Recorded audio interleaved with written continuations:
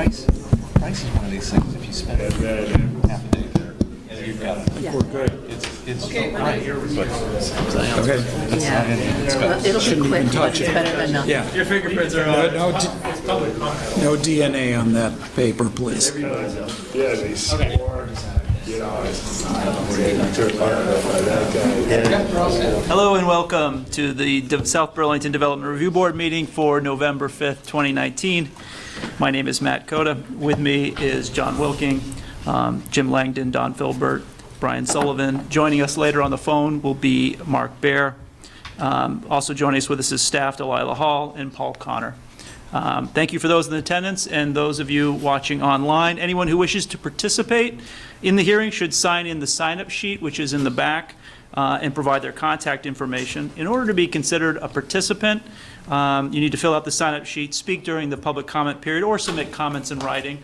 You should do one of those things in order to obtain party status, should you, in the future, decide to appeal any decision made by the DRB.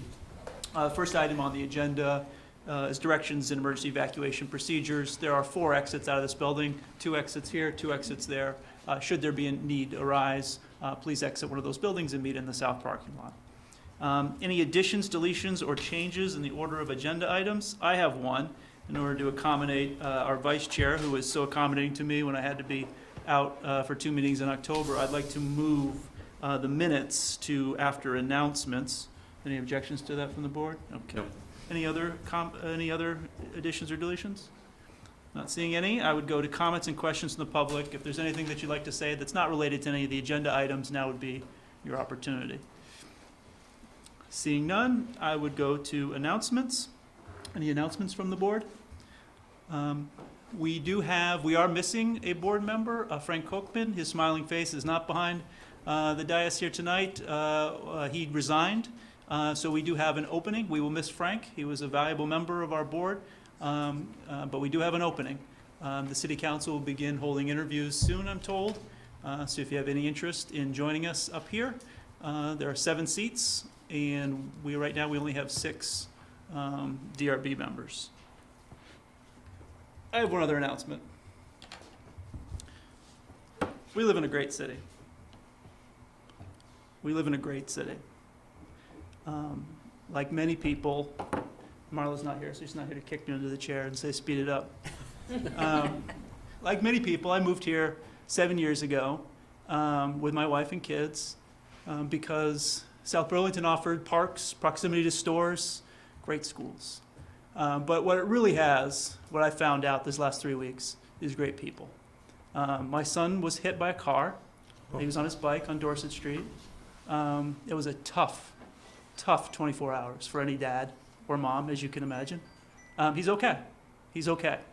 But what I'm left with after that incident was thinking about the people in the last couple of weeks with just acts of kindness.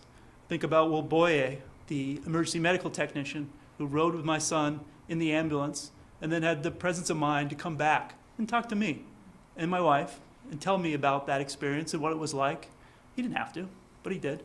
I think about Corporal Dan Brunel, who not only secured the area, made sure my son was safe when he was on the side of the road, but he also came back and connected with him as a person, talked to him about what it's like to get hit and what those feelings he might experience.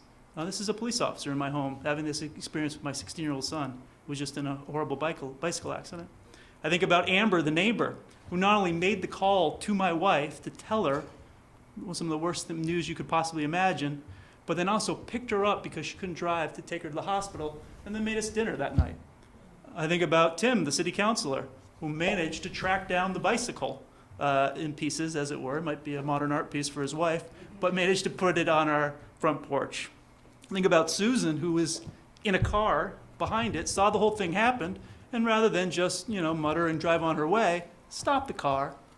She happened to be a registered nurse, stabilized my son, didn't know who he was, and made sure that he was okay, talked to him before the ambulances can arrive.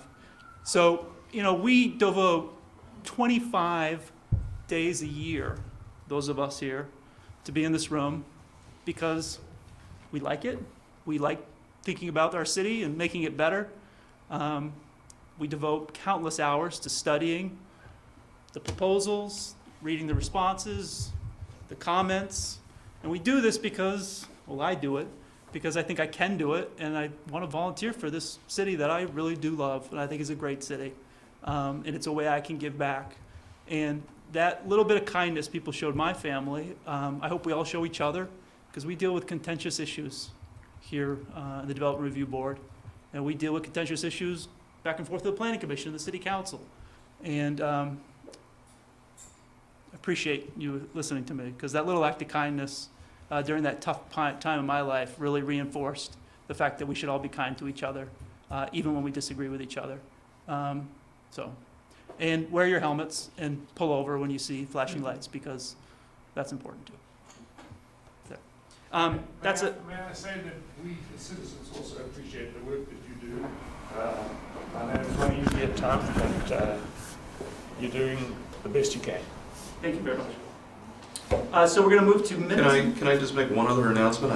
It's similar in nature, but we should recognize, I don't know if it's been recognized already, but Larry Michaels passed away on October 4th, I believe, about noon.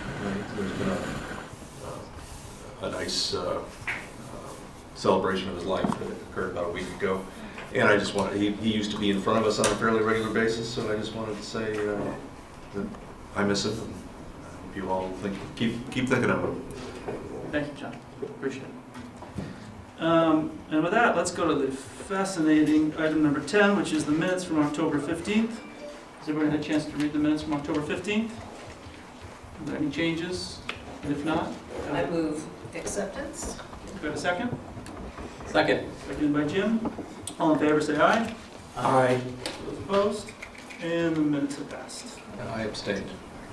Hey, Mark. Okay, moving on to item number 5, which is the final plat application SD 1929 of South Villages Communities LLC to amend Phase 111B of a previously approved multi-phase 334-unit plan unit development. On this item, the applicant failed to meet public notice requirements, so staff recommends the board continue this item to November 19th. Are we continuing, Paul, or are we postponing? You are continuing. Okay, so I would make a motion that we continue SD 1929 to November 19th. Do I have a second? Second. Seconded by Don. All in favor, say aye. Aye. Those opposed? Those abstaining? Okay, moving on to item number 6, similar situation. MS 1903 of South Village Communities LLC did not meet the public notice requirements, so staff recommends we continue this item to November 19th. I would move that we continue MS 1903 of South Village Communities LLC to November 19th. Is there a second? Second. Seconded by John. All in favor, say aye. Aye. Those opposed? Okay, moving on to item number 7. Miscellaneous application MS 1904 of Champlain School Apartments Partnership to allow encroachment into a Class 2 wetland buffer at 1068 Williston Road. Who is here for the applicant?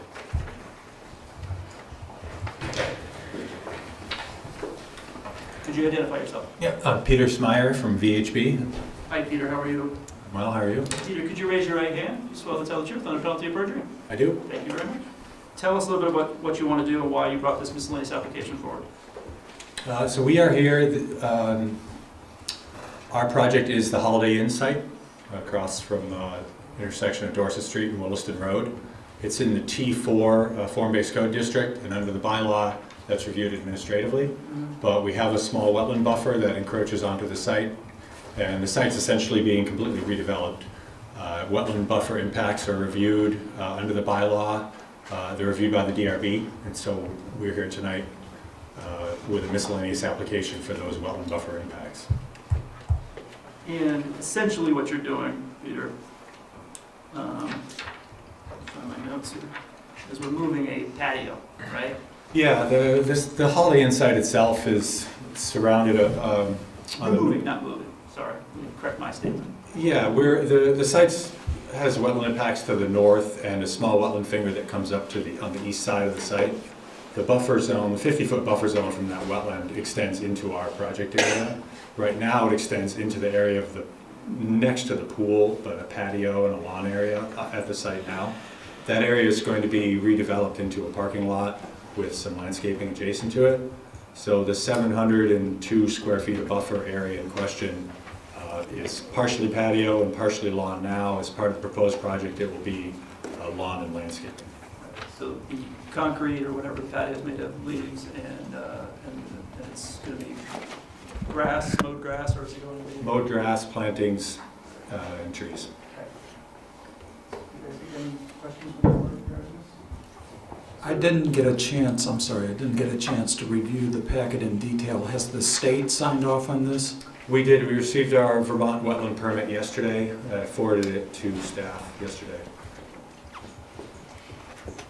Any other comments? Does anyone from the public would like to comment on this project? This is a pretty simple one. I think we can move to, we close. So I would move that we close a miscellaneous application MS 1904 Champlain School Apartments Partnership. Second. Seconded by Brian. All in favor, say aye. Aye. Opposed? Great. Thank you very much, Peter. Thank you. Okay, we're now moving on to item number 8, continued site plan application SB 1935 of the City of Burlington, Burlington International Airport to amend a previously approved plan for an airport complex. The amendment consists of constructing 5,400 square feet addition to an existing maintenance building to provide covered storage for snow removal equipment at 1200 Airport Drive. Who is here for the applicant? Larry Lackey, Director of Engineering at the airport. Hi Larry, this is a continued site plan application. You've already been sworn in. And we're back on Bs. Amongst other things. Tell us a little bit about what we've got in front of us. We have a 5,400 square foot addition to our existing maintenance facility that will store snow removal equipment. And you've read through the staff comments, Larry?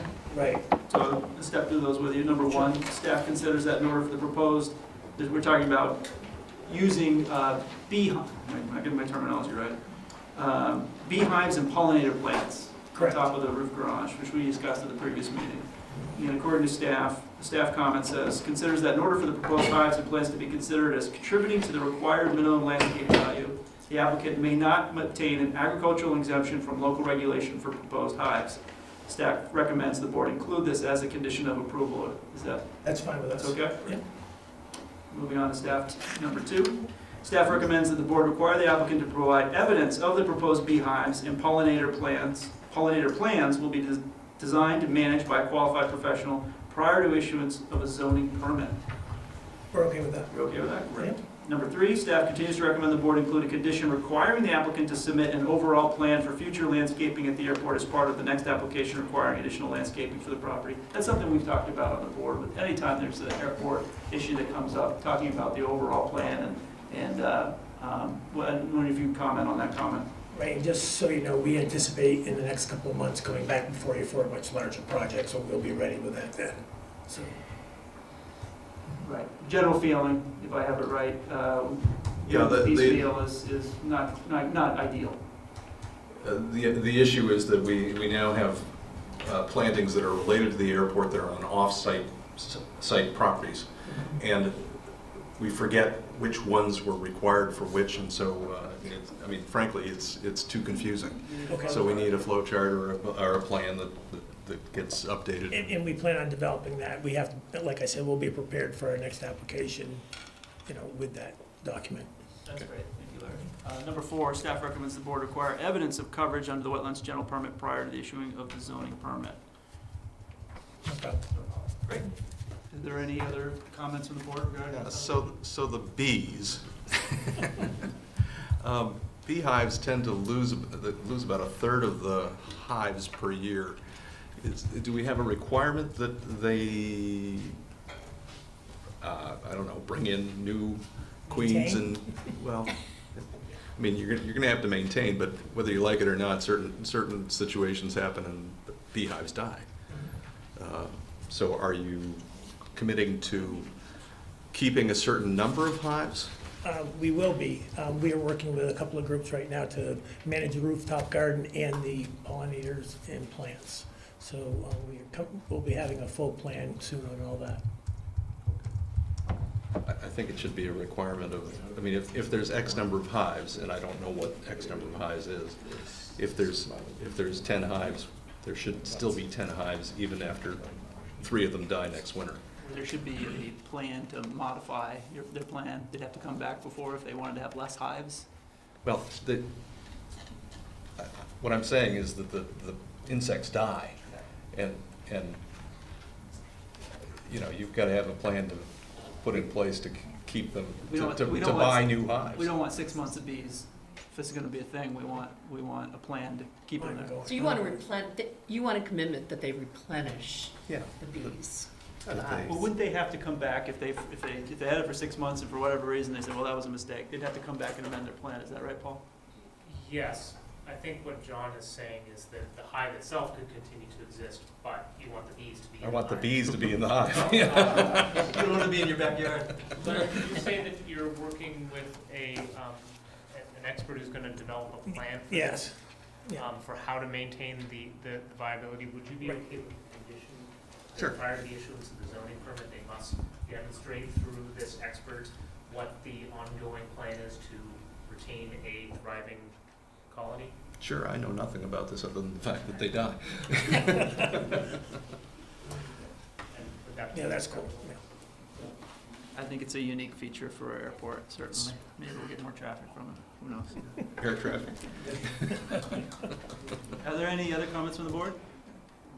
Any comments from the public regarding this snow storage facility or the bees that come with it? Thank you. Seeing none, wait, hold on, seeing none, I would entertain a motion, I would make the motion that we close continued site plan application SB 1935, the City of Burlington, Burlington International Airport. Second. Seconded by John, all in favor say aye. Aye. Those opposed? Great, thanks Larry.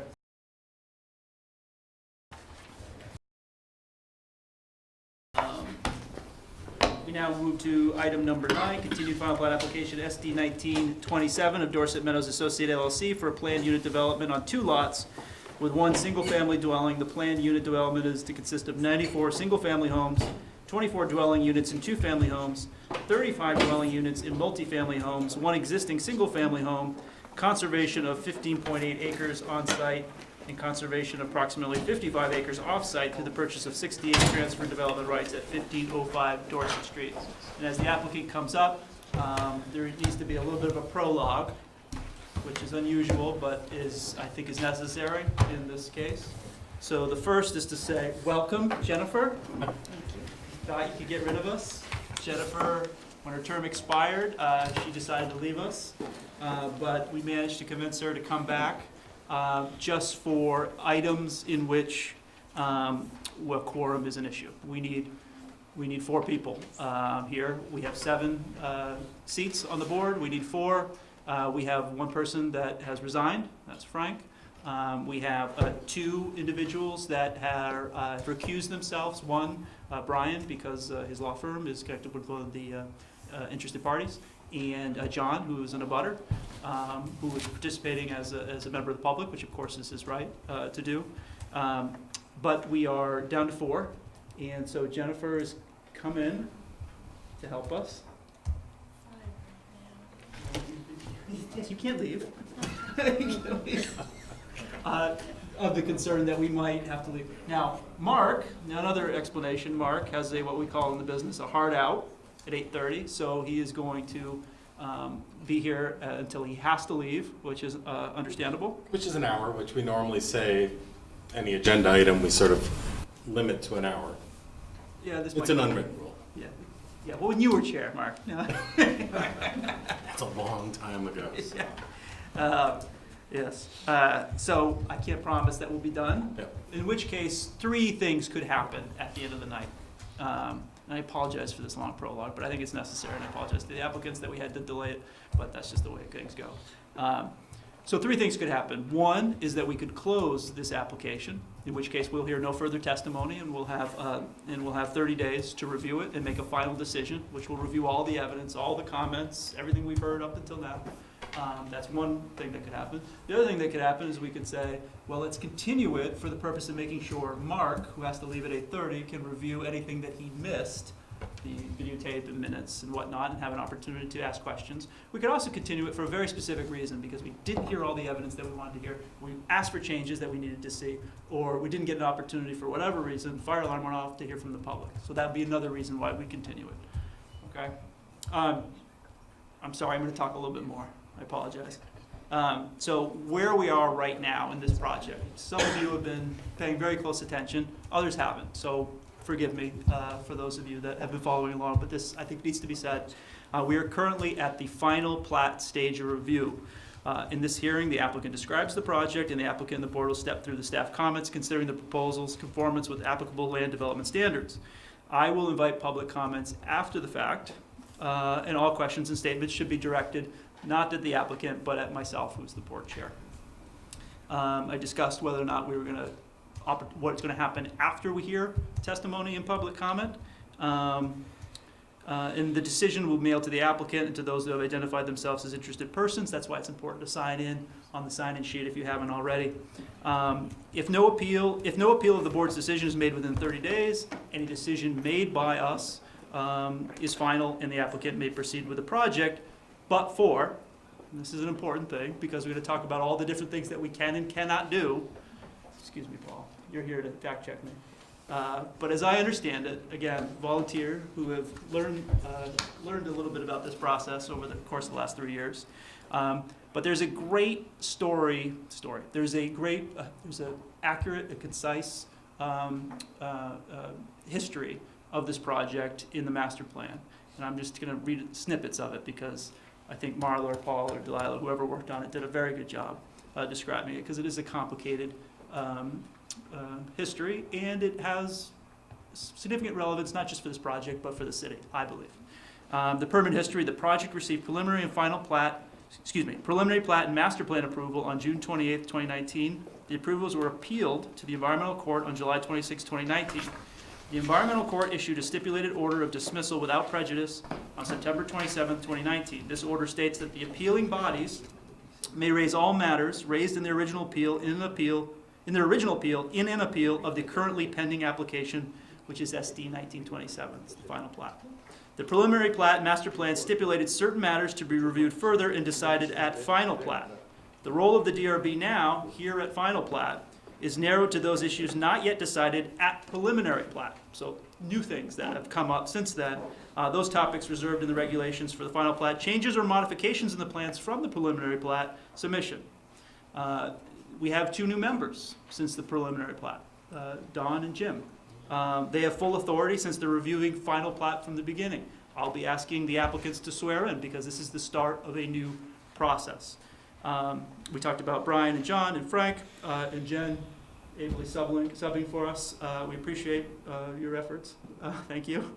And that is this alternate policy, so you know, was approved by the City Council. For this very reason, the concern about not having a quorum and being able to conduct city business, City Council approved this action to appoint Jennifer Smith as a member of the DRB for the purposes of this issue. Okay. Legal considerations, more disclosures. I know you're sick of hearing my voice. But the proposed project includes the purchase and use of transfer of developable rights, TDRs. Okay, we've talked about this in the past. In separate issue, in a separate case, Snyder Development Company, the Environmental Court, issued a decision in March 2019 invalidating a portion of the city's land development regulations pertaining to TDR provisions. The court decision has been appealed by both the appellant and the applicant to the Supreme Court, and therefore the status of TDR, transferred development rights, of which this project depends on, has not ultimately been decided. I acknowledge, I think the board acknowledges, I think the applicant acknowledges the impact of this development and legal proceedings that may follow, and certainly on the governance of the city of South Burlington. I've thought about this a lot. I thought about the fate of TDRs that this may challenge and what happens after this. The fate of MAP 7 and the designation of conservation areas in the comprehensive plan and how that coexists with South Burlington's land development regulations that encourage housing in the southeast quadrant. The fate of LDRs to give DRB permission to adjust boundary lines 50 feet between zoning districts. These are significant issues that we grapple with. We grapple with them as citizens and members of this community who try to figure out how to best plan for our city, best plan for developments. I think the applicant is fully aware that these projects have legal considerations and is elected to proceed to preliminary plat and now final plat at their own risk. We said that back in June. In a few moments, I'm sure you'll tell us whether that has changed, but I suspect it has not, and you're wishing to plow ahead. As for the reason why we're going ahead and not addressing the legal comments from Mr. Seff or others, and why we're starting here, is simply because as far as we're going ahead, we are a quasi-judicial body, and the land development regulations we are charged with enforcing are considered valid until the courts determine that they are not. What we can't do is enforce regulations that can't exist or determine whether or not development can or can't occur if we disagree with the regulations as written by the Planning Commission and as approved by the City Council. So we've read lots of comments, and we can talk about that, and I encourage you to make them. But we're here to discuss right now the project that we have before us, and this is how this process works. Whenever a DRB issues a decision, the applicant or interested parties can appeal to an environmental court. Many of you know this. That decision can then be appealed to the Supreme Court. We rely on the Vermont Agency of Natural Resources as the independent technical review of field mapping and wetlands classification. There's an opportunity to appeal a Class 1 and Class 2 permits through a state agency who we rely on. Then there's Act 250, of course, Vermont's 50-year-old land development law, which provides public quasi-judicial process for reviewing major subdivisions and develops in Vermont, and the state acting as an independent technical review. And that's, of course, what will have to happen in this case. So with all that, who is here for the applicant? Peter Kahn with Dorset Meadows. Brian Courier, O'Leary Burke. Brian? Paul O'Leary Burke. And Brian and Paul, could you raise your right hand? Swear to tell the truth under penalty of perjury? I do. Yes. Can I make just one Please talk. 4 seconds? So I don't have to. You welcome Jennifer. Thank you. You noted the policy of the alternates. Just to be clear, the city council appointed Jennifer as an alternate. Your authority is to call her up. So just in terms of, you said we invited her, just to be clear, she is appointed by the council as a full member. So Thank you very much for that clarification. that's it, just to be clear. Yes. Okay, so we have two different documents that we received in the packet related to this project. One is the document that was from October 15th, the meeting that was continued. Another was a follow-up. So I'm going to refer to both of these documents going forward. Is there anything you want to say at the outset before we go through staff notes? Okay. So I'm going to have to jump back and forth between these two documents, and if I miss something, Paul will kick me, or please, anyone of the board can speak up. But the first comment from staff deals with TDRs and density. And the comment from the staff is that they recommend the board include a condition requiring that the zoning permit for the 83rd dwelling unit not be approved unless and until the applicant records the conservation easement and density transfer documents approved by the city attorney. In other words, Yep. you gotta show that you bought the TDRs. in order to Yep, make it we have no issue with that. happen. Fine with that. Staff comment number 2. Staff recommends the board require the applicant to record the unit design guidelines document as a condition of approval. This is talking about what the homes, ranch style, single-family homes, so on and so forth. Yep, no problem. No problem, great. Staff comment number 3, staff notes that it does not appear the applicant has made any modifications to the approved adjusted grades, but recommends the board confirm this with the applicant. Is that true? True. Okay, thank you. Number 4, buildings, this is about the view protection area with the view protection zone prior to the issuance of the zoning permit for each building. Staff recommends the board include this as a condition of approval. No problem. It's good. Okay, number 5, and this has been updated in an October 15th staff memo, but I'll read the comment. Staff recommends that the board impose timelines on when open spaces must be constructed, perhaps at a % of completion or unit count for each phase. The applicant has proposed, since that was written, the applicant has proposed a condition requiring that the open space associated with each phase be complete prior to the zoning permit issuance for the unit representing more than 1/2 of the units in that phase. I've read that 5 times, and I want to make sure I understand what I think Marla wrote. Yep. Can you describe that in greater detail? Yep, so there's open spaces associated with each phase of the process. You just wanted to make sure that there is a trigger for when those open spaces had to be complete. We're proposing that no more than 50% of the houses in each phase will be built before that open space is complete. Can So, you show me that visually? Yep. Or reference? yeah, that? you could go to sheet P, the phasing plan. Yep.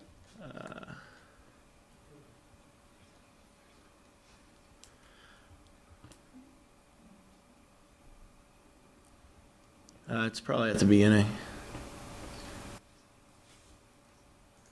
Those are the revised sheets. But numerically, there's 40 units within phase one. So we're saying we'll construct the open space related with phase one before the 21st building permit is pulled. Can you show me the open space that's in phase one? Yep. I know you're not controlling the Yeah. screen, but.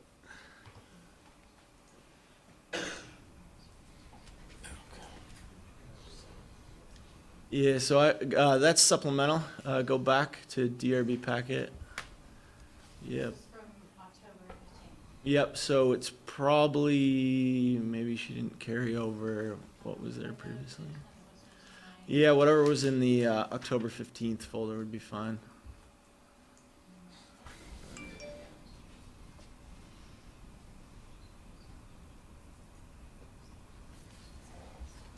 That's all the same stuff.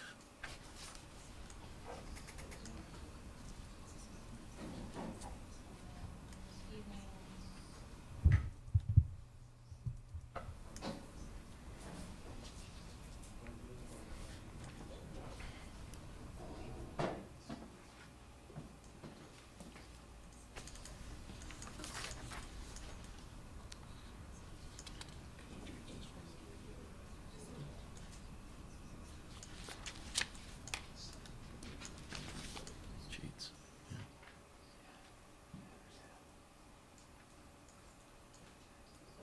Yep. There you go, second one. Yeah, so phase one is in red right here. Okay. So it's the access off Nolan Farm Road, portion of Elderberry Lane, and it loops back around. So phase one open space would be the trails and landscaping associated with this interior trail.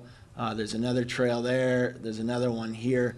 So we're saying those trails and landscaping will all be installed complete prior to the zoning permit issuance of the, in this case, there's 40 units, so it'd be the 21st unit. So 50% for each phase. And we're going in, I can't read from that. Yep, so Phase phase- 5 is purple, is the multifamily up there? Do I Correct. have that right? Yep. Okay. And pink is phase 4? Yep, 2's in green coming off of Dorset Street, completing this loop. 3 is this loop, and 4 is the last piece on the top that kind of completes the puzzle. Does the board have any questions about item number 5 and the phasing related to the open space? Yeah, I know that we're talking about it, the open space as related to when the phasing gets triggered. And I don't know if we're gonna get to this later, so maybe stop me if I'm premature, but, you know, when will the roads get built for each of the phases? Because obviously, it takes 51 to trigger needing the second means, so you can go to dead ends up until 49. Yep. And I'm just wondering sort of what's the phasing for the roads and how they coordinate with the open space and the trails and Yep. landscaping. Yep, so the, if you want to go back to sheet P, the roads are shown in each phase. Mhm. Those roads will all be built as part of that phase. Okay. And the phasing plan is designed so that 51 unit 2 access requirements always Have the being met. second means of egress? Yep. Okay, all right. Does the staff have any comments about the phasing plan for the open space? No, we're comfortable with that and/or anything else that the board might want to do in terms of the phasing to make sure you were comfortable. At a minimum, we were assuring that there's open space that relates to each phase, but this is Right. something that, if you have any additional feedback, please share it. Okay, thank you. Item number 6. Flip back and forth here. Number 6 relates to fire protection. Additional comment from the fire chief is that the turning movement plan at the multifamily homes on Nolan Farm Road should be revised to show whether a WD-40 can go behind the western homes without hitting the curb. The fire chief has also requested signage indicating no parking between the designated parking areas on this driveway. Staff recommends the board consider whether to require a slightly enlarged area to allow intermittent parking of service vehicles so that service vehicles do not end up parked in the area needed for emergency vehicle movement. The applicant has provided, no, this is the update. The applicant has provided an updated turning movement exhibit and signage plan. The turning movement plan shows WB 40 can make the turn.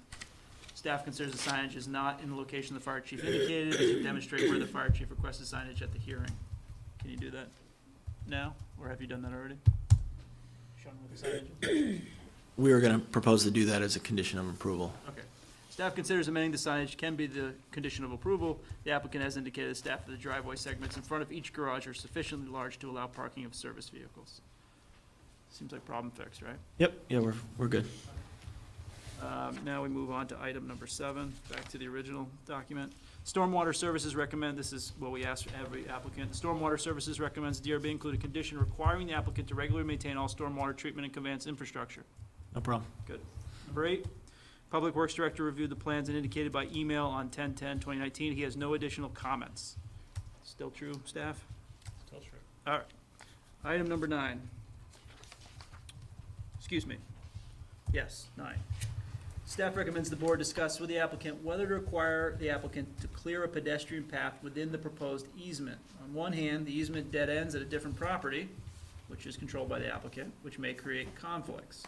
On the other hand, the board requested the easement in order to set up the project for a long-term pedestrian connectivity to the Underwood parcel, and if walking trails are left to develop naturally, they may not be located within the proposed easement. I'm gonna need to see a map or something on this to help walk me through this. Sheet PL1, it's the overall subdivision plat. So the easement is not intended to represent a fixed location in space? Correct, there's That was no- your response? Yeah, there's no bearing distances associated with the easement. It's supposed to be centered on the constructed location of the path, as Underwood is kind of just developing. The exact location of the path isn't really known just yet, so. Before you continue, PL1 is, let's get to that before we get, Yep. beginning, end. It's the end, yeah. It's a big one, so it's up. Yep, up. End of the plans. End of the plans, yeah.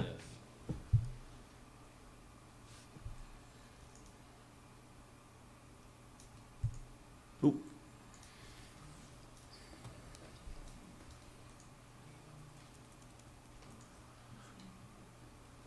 Down. Yep, I think so. Yep. So the easement we're talking about is on the western end, coming off of the section of Phase 4 roadway. So what we've proposed after meeting with staff is that clearing wherever that path ends up, based on direction from the Recreation Department, we're going to complete the clearing for that path as part of the open space amenity for Phase 4. So the comment from the attorney was that language similar to approximation, a 10-foot wide pedestrian easement with substantially the same access and connectivity in a similar location to the pedestrian easement shown on PL1, recorded in map and slide number, Yep. whatever it is. The easement shall extend to either the north or west property boundary. Would you agree to that language? Yep. Yeah, and they came. We've agreed to also. Yep. All right. Move on to number 10. Staff recommends the board confirm the above referenced values represent the value of the trees and shrubs only and excludes perennials and grasses. If it does not, staff recommends the board require the applicant to update the provided landscape values to evaluate whether minimum required landscape value is provided. So does it include perennials and grasses?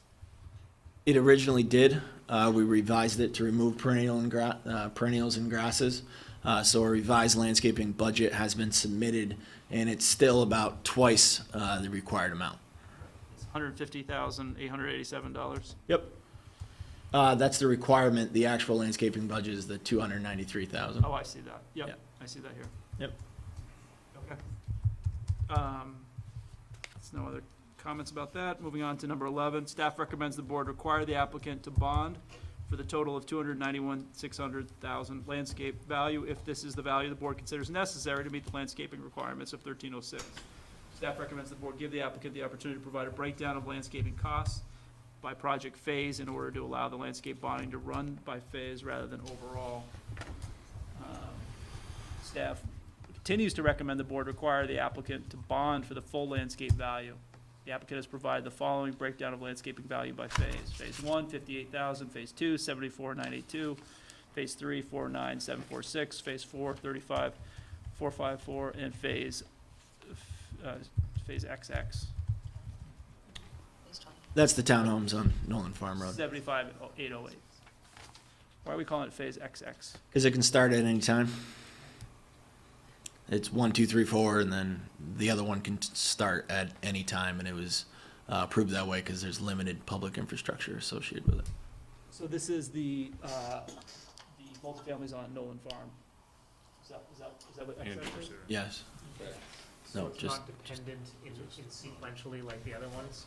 Okay, so, Yeah. so in terms. You can't build phase 2 without phase 3, or, right, and can't build phase 2 without phase 1, but this one's fronted on Can't Nolan build phase Farm 2 if Road. one's not built, can't be. Correct. But the multifamilies on Nolan could go first, It could. or could go last, or anywhere in between. That's why it wasn't labeled in the same sequence of 1, 2, 3, Got it. 4. But it would have to be concurrent. Correct. 75,000 would be spent on one of those multifamilies, whether it's first, second, third, fourth, or fifth. Yes.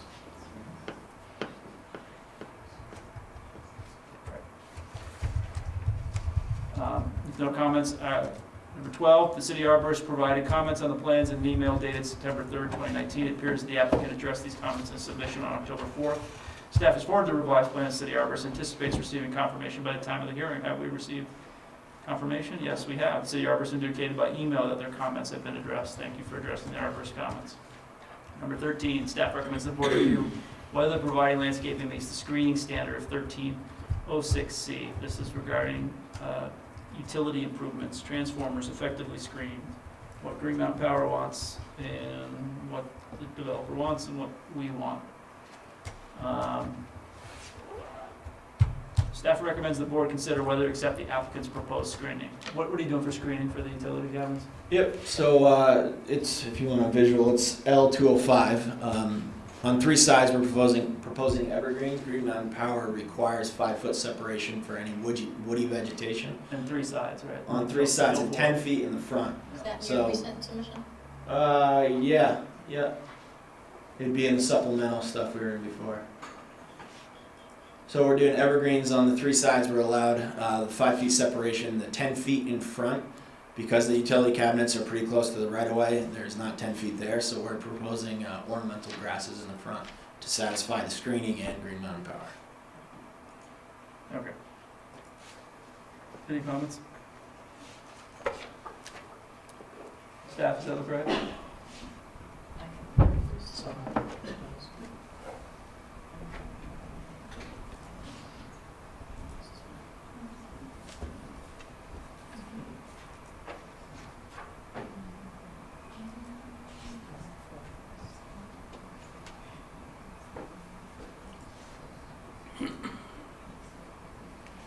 Matt, can I just get one clarification going back? Go back to the other tab. I think you 2 had points Yeah. to Yeah. item 11, last one, 205. the landscaping bond. Uh-huh.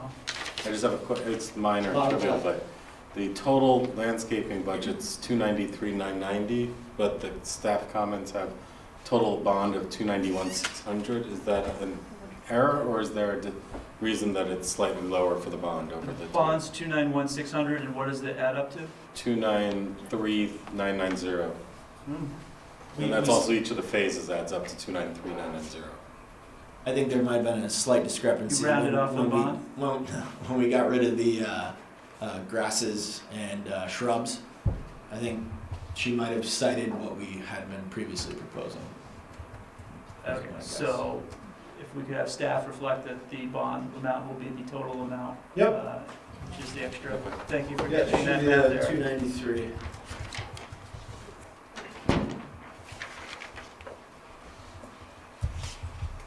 Yeah, how did it magically come to an even number? Is that how you first thought of it? No, just right in the red, it's Yeah. 291, and then right above it was There you 293. go. And then I just added up the phases, and it added up to 293. Okay, we are on comment number. I've lost my place. 13, you were looking for the, Oh, yes. So this is it, 5 feet in the back and the sides. These are the evergreens and these are the ornamental grasses in the front. And that's the sidewalk on what street there? Not particular. Just any. Yep. Ornamental grasses are the small. Yep. And that's a primary transformer. These are the secondaries. GMP's fine with that. Yep. That looks fine to me. Item number 14, the applicant provided a new sheet, L206, Open Space and Vegetation Management Plan. It does not appear to include specific language for maintenance of the recreation trail easement located within the Natural Resource Protection Zone, other than to note its existence. Staff recommend the board require the applicant to amend this plan. Since the recreation trail easement will be deeded to the city, staff retracts this comment. Just want to put it on the record. Moving on to 15, staff notes that those trees do not appear to be shown on the current plan set and recommends the board require the applicant to show the trees on both the erosion control plans and landscaping plan. The applicant has modified their plan to show the existing trees. Thank you very much for doing that. 16, staff recommends the board require the applicant to provide a well-thought-out buffering plan prior to closing the hearing. The applicant has revised the landscaping in the vicinity of units 88 to 91 to provide buffering consistent with the adjacent single-family homes in the form of a combination split rail fence and plantings. Can you show that, Delilah, is that possible? Yeah. Where that is? That's going to be L201. Yeah. You're going to want to zoom in, lower left-hand corner.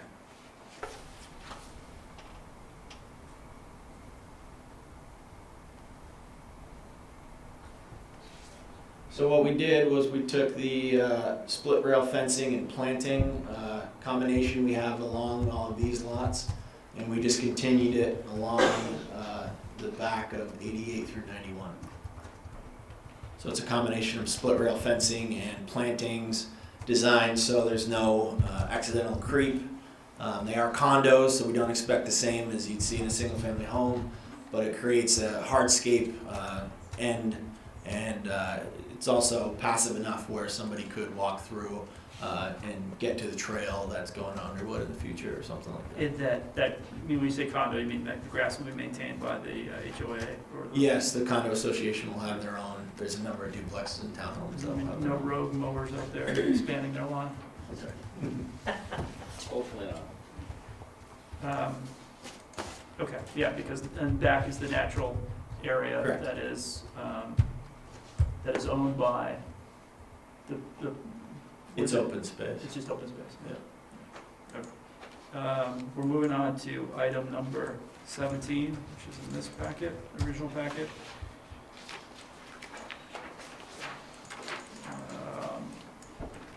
Okay. The provided homeowners association documents state that the open space parcels are common elements which will be owned and shared by members of the HOA. It does not appear the pedestrian easement to be dedicated to the city within the NRP zoning district is explicitly excluded. Staff recommends the board require the applicant to exclude the pedestrian easement to be dedicated to the city from the common elements.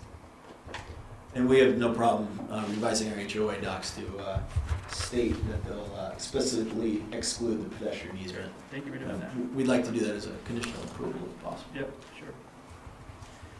Number 18, the fire chief reviewed the plan on October 8th, 2019, and requested verbally that the applicant make minor modifications to the driveway entrance to the multifamily homes on Nolan Farm Road to allow a fire truck to better make the turn, to add no parking signs along the central section of the driveway to the rear of the unit. Staff recommends the board require the applicant to comply with the fire chief's request, as in comment number 6.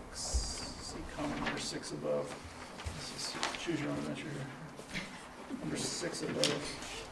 With the Additional- turnaround. Oh, with the turnaround, got it. It's basically the same thing. Yeah.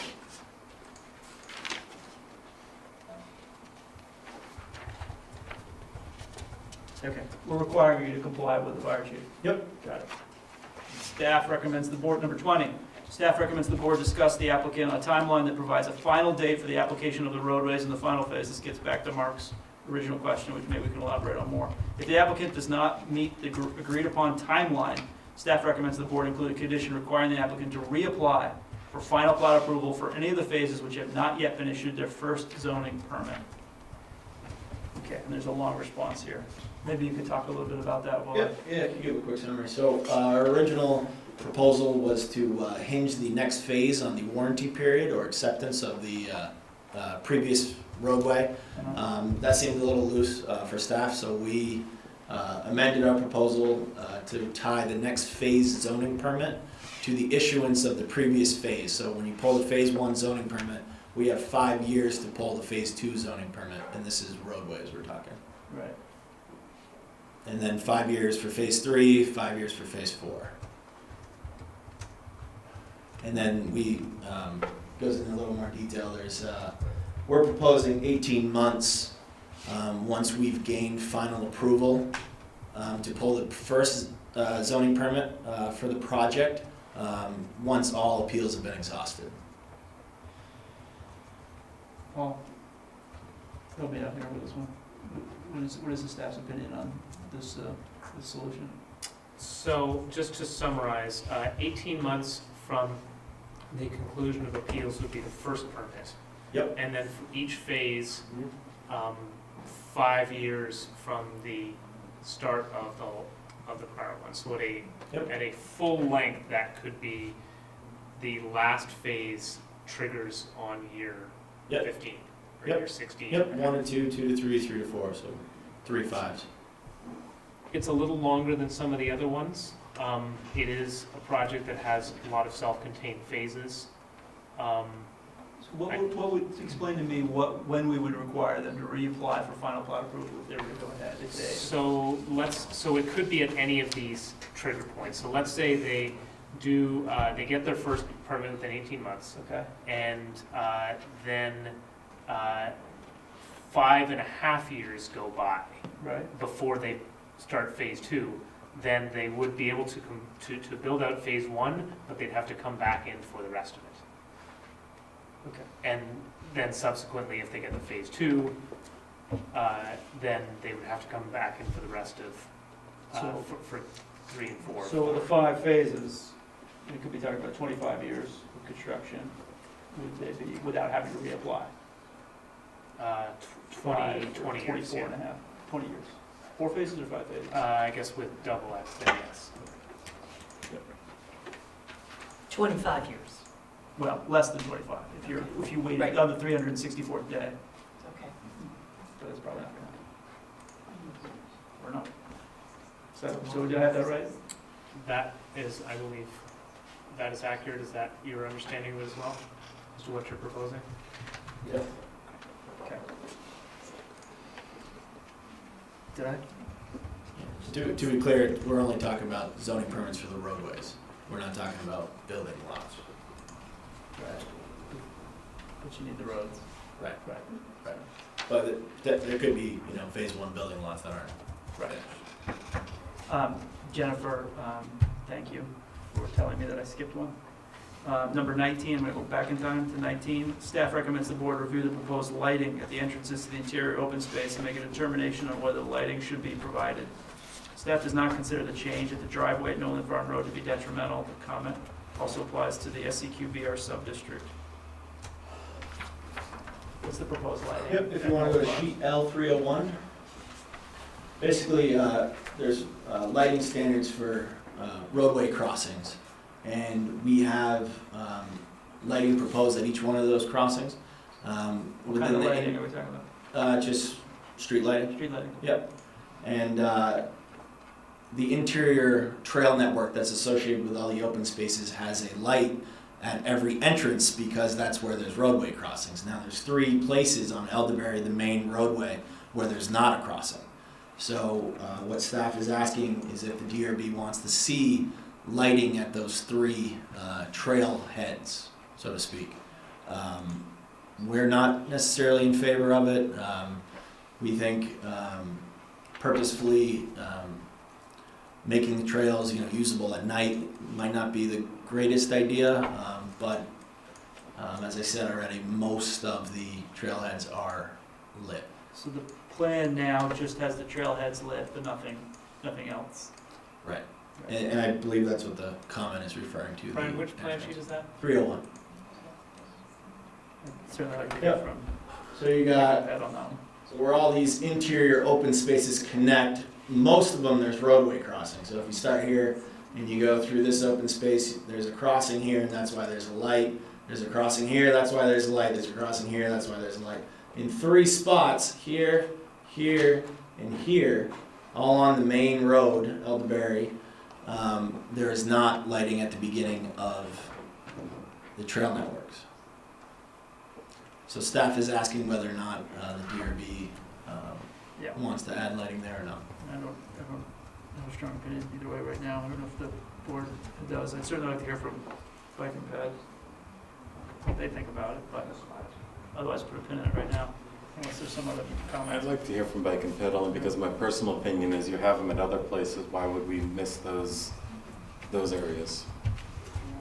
Is the sidewalk is there gonna be, like for bikes, will there be a ramp down to the street from those, in that area? Like in other words, will bikes be popping out of that trail and right onto the road perhaps? Yeah, no more than a drop of a curb, just a 7-inch reveal of the curb. We don't have a problem adding if that's All right, well, just easier. What was your rationale for not adding them? The only reason they're there now is because it just so happens that on the other locations, there's a roadway crossing, and there's a standard for lighting when you're crossing a roadway. In those instances, there's not a roadway crossing, so that's why they're I not see. there. It wasn't our intention to light all the trailheads. Okay. It was just- we're bringing in another member of the team, but he hasn't been sworn. Can you identify yourself, please? I am Michael Busher with TJ Boyle Associates. Hey, Michael, would you raise your right hand, because we're at the beginning of the final plat, and swear to tell the truth under penalty of perjury?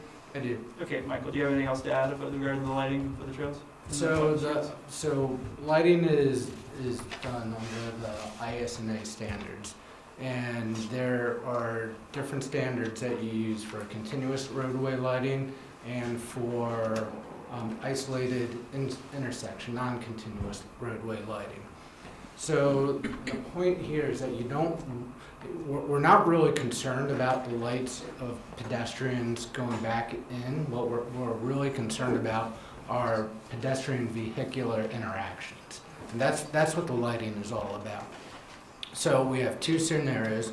We have an intersection, and the light levels are determined on the level of roadway and what type of intersection it is. And then we have mid-block crossings. And the mid-block crossings are actually some of the more areas of higher concern, because that's an area where there's not a controlled movement with the vehicle. You have pedestrians that are just walking out into the street.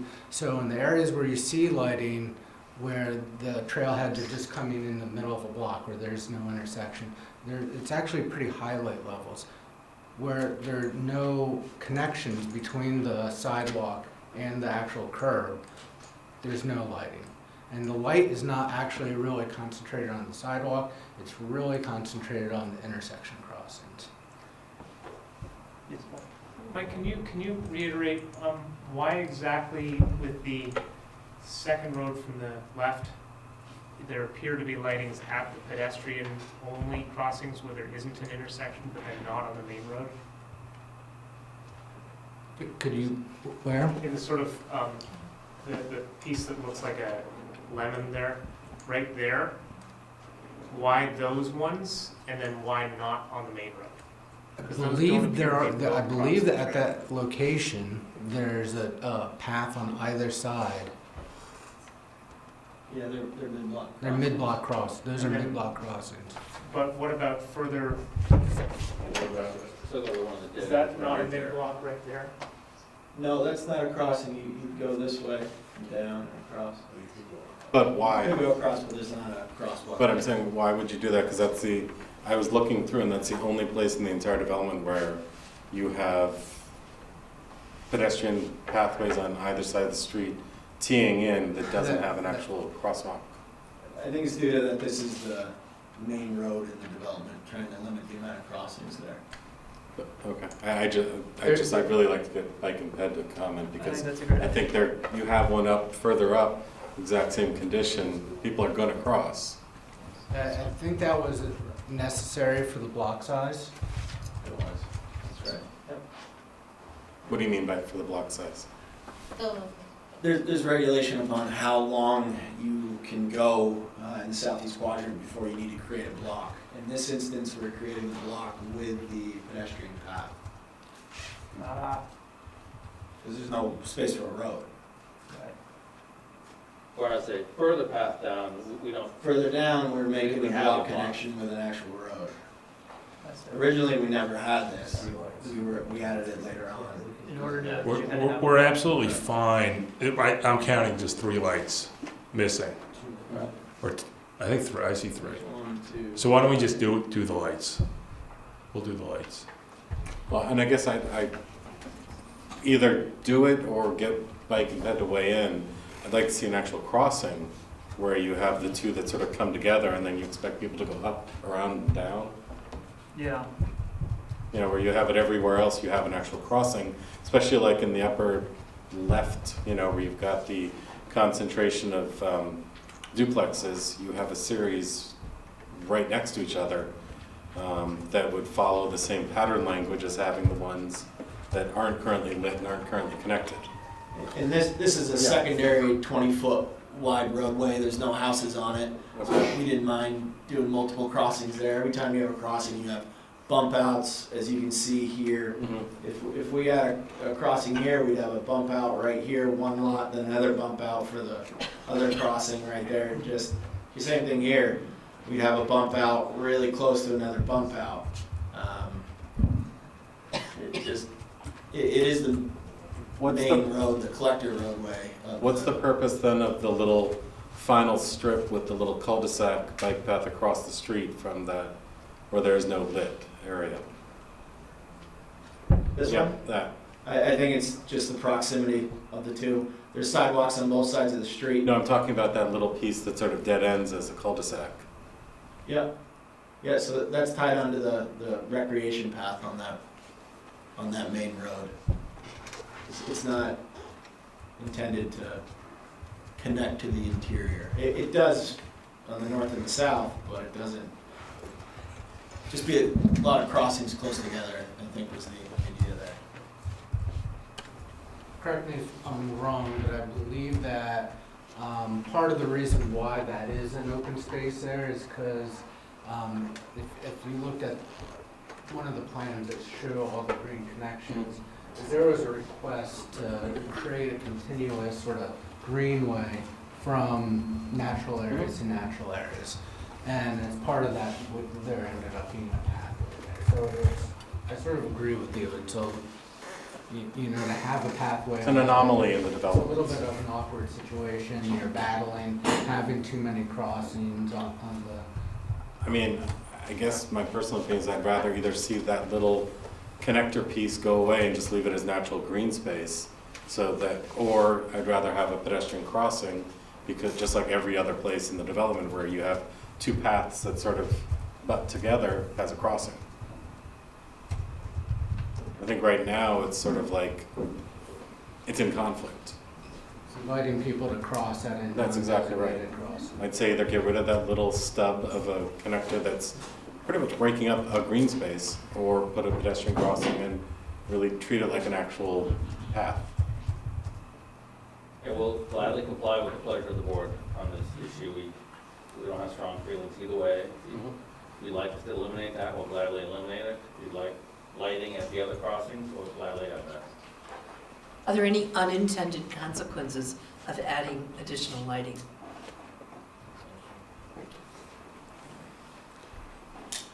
No, other than the normal dark star considerations about having additional lighting out there. Right. And the fact that the city will eventually be footing the bill for the lights, but they're LED lights and they're relatively low draw and relatively inexpensive, but other than that, no. Okay.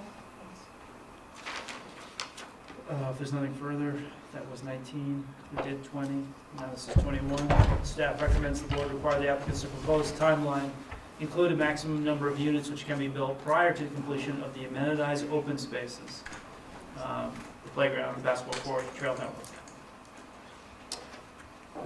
See comment 5. Staff recommends the board impose timelines on when the open spaces, right. Timelines on the amenities? Yep, so as we discussed, it was the 50% trigger for the amount of homes in each phase. I see. Staff, does that make sense? We were comfortable with that, or anything else the board wanted to do with that. The phases are relatively small. We're not talking about 90 homes being built before an open space would exist, so. Right. Okay. before the amenities were given this. Item number 22. Staff recommends the board evaluate the applicant's request to have the infrastructure bond amount set at the time of the zoning permit application for each phase of the roadway as discussed in the following staff comment. Should the board wish to grant the applicant's request and in order to reduce conflicts at the time of the zoning permit application, staff recommends the board establish bonding amounts for each roadway and provide a condition which allows the zoning administrator to adjust bonding amounts based on updated costs. The applicant's estimated infrastructure costs are below. And we have a chart, and maybe Delilah can bring it up.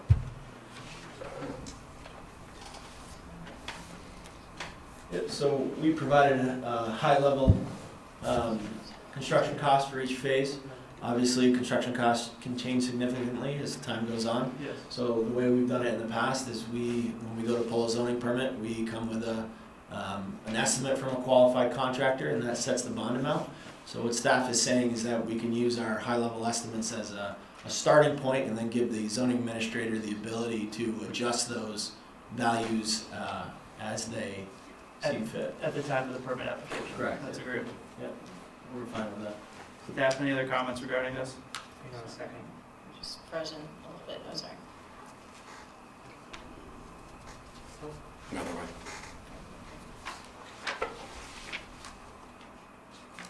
I saw it for a second.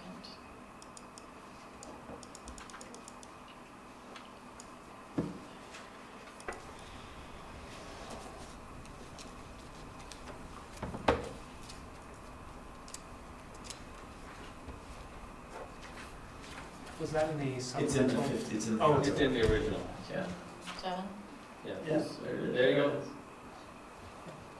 So I broke it down by each roadway, but those are the sections of road in each phase. So phase 1, the bond amount would be 1.3, 2 is 869, but we're saying we're okay with the zoning administrator having the ability to revise that amount based on a qualified contractor's estimate. Does that sound good, Paul? Okay, good. Comment number 23 is not applicable anymore. The applicant has said that they are going to apply for a CO for the entire phases. Is that correct? Yep. Okay. Any other comments from the board regarding this project? Oh, shoot. Yeah, Did I miss one? It wasn't item 24 yet, it's on the original. Oh, yep, the original. Staff, Homeowners Association Declaration of Bylaws, yes. Staff considers the applicant may amend, thank you, Jennifer. Staff applicant may amend other elements of the Homeowners Association documents without city review or approval, and therefore instead recommends the open space management plan be the subject of a separate notice of conditions to be recorded. We have no problem with that. Fantastic. Any other comments from the applicant or the board regarding this before I open up the public comments? I just have a question, I guess it's more about my, just as a new board member, so I guess this would be for Don and myself, who were not here for the preliminary plat review of that decision. So any item where the sort of board has already found the criterion met, is that sort of closed for review at this point? There's essentially 3 circumstances where, so yes, generally speaking, the things that the board has ruled on are, that was the preliminary plat. There's 3 circumstances that you would see in final plat where the decision is still to be determined. One is where there are items that the board specifically left for final. One is where the applicant has made changes or the board requested changes between preliminary and final. And one is where the regulations only bring something forward at final. So generally speaking, the preliminary plat is the decision for those parts. Does that make sense? Yep. Okay. So now I'm going to open up for public comments regarding this, and there's a couple of things that I just want to set out, which is I have a little timer with an annoying buzzer, and I set it for 3 minutes, and I ask you when the timer goes off that you summarize your comments. And that's really the intention, not to limit public comments, but to ensure equity, to make sure everyone gets a chance to speak. Sure Mark can hear everything he can in the next 15 minutes, so I'll talk back quickly. But it's not meant to limit it. It's meant to make sure everyone has a chance to speak. There are some people here that may prefer someone to speak for them, a lawyer, a husband, a wife, sister, daughter, whatever, and that's perfectly fine. What I ask you to do is stand up, identify yourself, and say, I'd like to forward my time to person X, and I'll keep the tally right here. And that way we can make sure. There's also specific comments from Mr. Seth that I'm sure we'll ask questions about, and that won't be part of the 3 minutes. That will be in addition to, there'll be overtime. And I also want to acknowledge we received many letters. I won't read all the letters, but I want to acknowledge them and tell everyone that we do read them when we can between our jobs and our home life, but we will read them absolutely before we close or before we issue a final decision and have a chance to digest them. So I just want to acknowledge receiving letters from Lawrence Agee, from David Weisgold, from Beth Chen Tolme, from John Stern, from Roseanne Greco, from Andrew Chalnick, from Robert Brinkerhoff, from Louise Hammond. And certainly sending in a letter does not mean you can't speak in public comment period. I encourage you to do so. But I want to acknowledge receiving those and that we will read those. And board members, just so you know, the first one that Matt read off from Lawrence AG. AG, we just got it just before the meeting, so it's not in your printed packet. We'll make sure that you have it. Right. Thank you, Paul. Right, and the idea is really to stop filibustering. There's no speeches. Want to make sure everyone gets a chance to speak. Make sure there's equal time.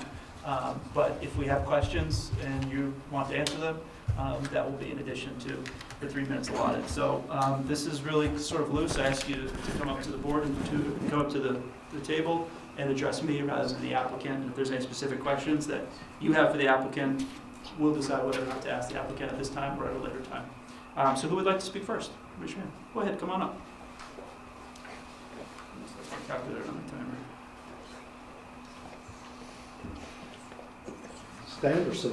Sit down would be great, and that way the microphone can pick up your sound both for our minute taker and for the thousands and thousands of people watching at home. Great, this is my big break into Hollywood. Just please identify yourself. John Stern. Hi, John. No relation to Howard.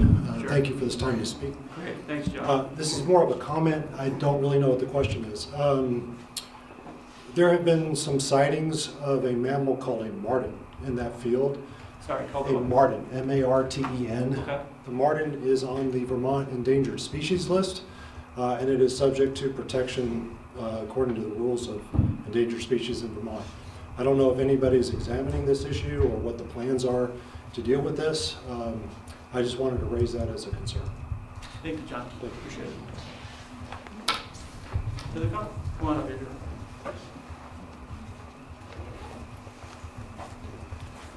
Hi, my name is Andrew Chalnick. Matt, thank you for the prologue, and thanks everyone for your, consideration of this. A lot of these points have been discussed before, and I sent in a comment with some of these points, but for the benefit of the two new board members, it just struck me as the right opportunity to kind of review some of this information. So I have a little handout that I just want to go through quickly.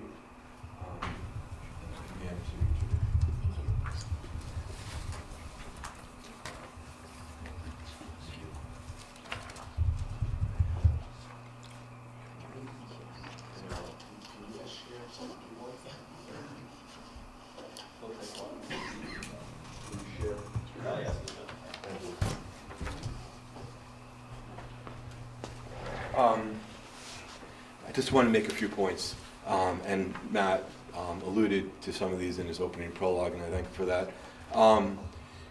It strikes me this development is not appropriate for this area for three reasons. One, the regulations specifically say conservation areas should be protected, just the same way they talk about wetlands and other things. And there's nothing in the regs which says it's subject to other zoning rules. And the town, in response to Supreme Court decision, has mapped primary conservation areas and has said exactly what those are in map 7. And this development builds is substantially built in those areas, right? That's one. Two, the regulations specifically say that floodplains should be protected independently. The state of Vermont has mapped the floodplains, and you can find those on the web, on the state's BioFinder tool. I'm sorry, I'm not referring to map. The first thing I addressed was this first page. Right? This is an overlay of the primary conservation area over the development. The second page is the state floodplain mapping. This is on BioFinder. And this floodplain is the highest priority item that the state says needs to be protected. The state tells you why that needs to be protected. This is the third page. This is a page from state documents published by the ANR and the Vermont Fish and Wildlife Department, and I've highlighted there. It says a community faced with limited resources prioritizes the conservation of riparian areas could be one of the best ways to help a wide diversity of wildlife species, and it describes that the riparian areas on the second page include the floodplains. Is the city and state wrong? Well, they're not, and how do we know that? Because experts from Howard Environmental that studied the SCQ identified this specific area as an area which needs to be protected. I extracted on page 4 the page from the Howard study and highlighted their reference to this specific area. At the time it wasn't known as Dorset Meadows. They said the large fields west of Dorset Street near the Great Swamp. The map of the Great Swamp in this area is circled. This is the exact area that the scientists who studied this question say it should remain unfragmented. The applicant, in response to all this, says the city should be ignored, the state should be ignored, and Arrowwood should be ignored. And why should it all be ignored? It should be ignored because they have a 50-foot buffer around the waterway that bisects development. And the 50-foot buffer, they say, is sufficient to address all the environmental concerns that the state and city and Arrowwood identify. That's ridiculous. That's not what the buffer was intended to do. The buffer derives from the flood hazard area and river corridor protection procedure. And I've highlighted the page from that procedure, it's the last page. And I've highlighted the section that talks about the buffer. It says the buffer is consistent with the goal of achieving and attaining least erosive, these are the scientific words, equilibrium condition, minimizing the risk of harm to life, property, and infrastructure. It's about erosion and flood control. That's the whole procedure. It's about erosion and flood control. It doesn't talk anything about wildlife. It doesn't talk about wildlife connectivity. It's all about ensuring that that stream doesn't contribute to erosion. It doesn't address any of the issues that we're talking about or any of the issues that the city and state and Arrowwood identified. For that reason, it's like crazy to me that this can proceed on the large scale that it's proceeding on the basis of, all this contrary information. So thank you for your consideration. Thank you.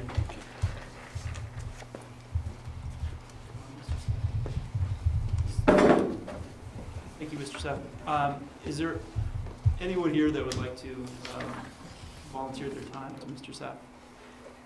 Okay, could you stand up and identify yourself just so I can? Sure. Noah, hi. Noah, how are you? Thank you. Anyone else who would like to volunteer their time for Mr. Seff? Louise Hammond. Sorry. Louise. Hi, Louise. Do you need more? Sorry. Do you need more? Oh, yeah. Kelly Lord. Well, it's up to Mr. Seff if he takes it, but thank you. Kelly, thank you very much. Okay. Can I give my 2 minutes remaining out of my... Sure. Why I'll give my time. Okay. Danny. Boy. I hope I can think of enough things to say in all that extra time. You don't have to take all this time. You can cash it in later. No, I'm going to have to leave in the middle of it now. He's up to 15 minutes. Yes, if Mark has to. I'll watch the video later. Okay. Yeah.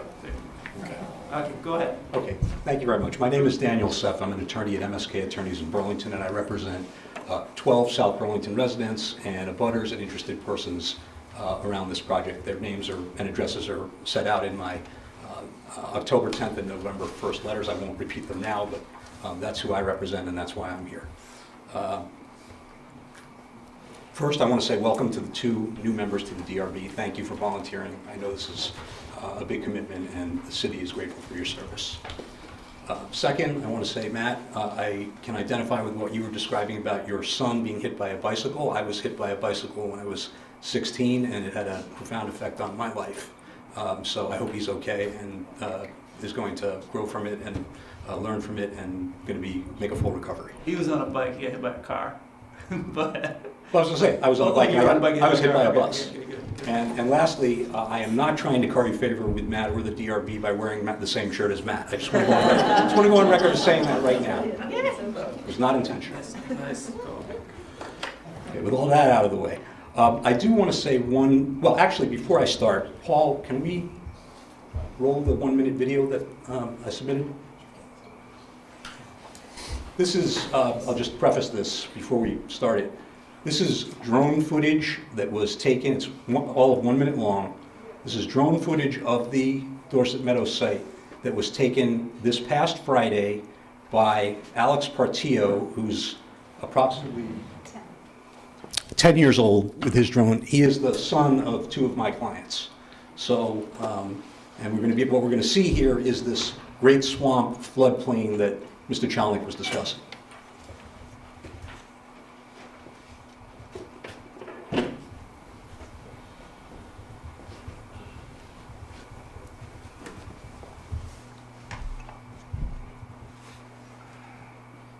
So that's Nolan Farm Road in the distance where you see the cars going by. Dorset Street would be to the right.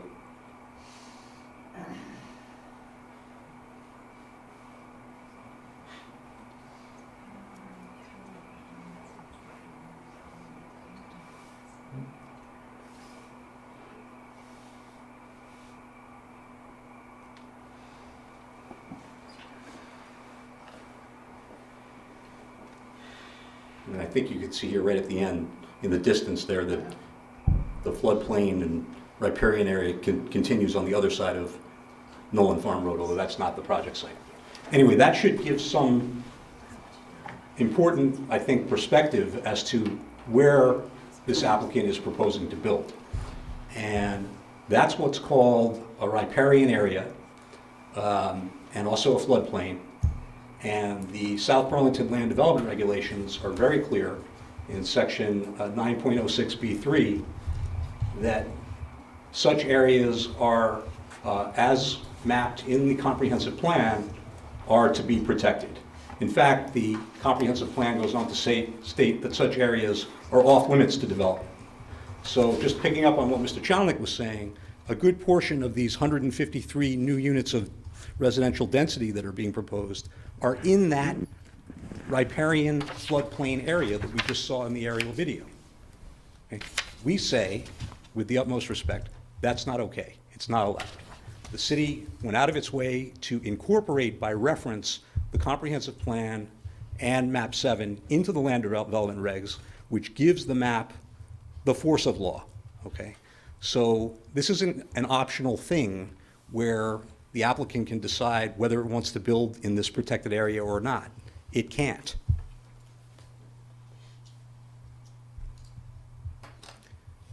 There are quotes in my October 10th letter, and I think Mr. Chalnick referred to some of them, about the critical ecological nature of a riparian area and a floodplain. What it means to the ecology of the area, wildlife, sustaining wildlife, and preservation of important ecological resources. And I'll just quote 1 or 2 of them. The A&R guide entitled Mapping Vermont's Natural Heritage, a Mapping and Conservation Guide for Municipal and Regional Planners in Vermont, 2018, states in part, and this is quoted on page 5 of my October 10th letter, you can see the full quote, but I'll just read one sentence. Maintaining a vegetated riparian area may be the single most effective way to protect the community's natural heritage. That's on page 49 of the A&R guide, quoted on page 5 of my letter. And on page 6 of the letter, quoting from that same guide, among conservation actions taken at the community level, maintaining riparian habitat has one of the greatest impacts for wildlife. So you can begin to understand why the city went out of its way to mark this area on map 7 and say that it was off limits to development. It wasn't random, it was intentional, it was by design, and it was thought out. Now, there was a little bit of discussion back and forth about what is fair game for the new DRB members to consider. And I just want to comment on that. I have a slightly different view than was expressed by my friend Paul and by Matt. And I'm going to refer to and quote section 15.08B3C of the Land Development Regulations. And what that subsection deals with is the intersection of preliminary plat and final plat. And here's what it says.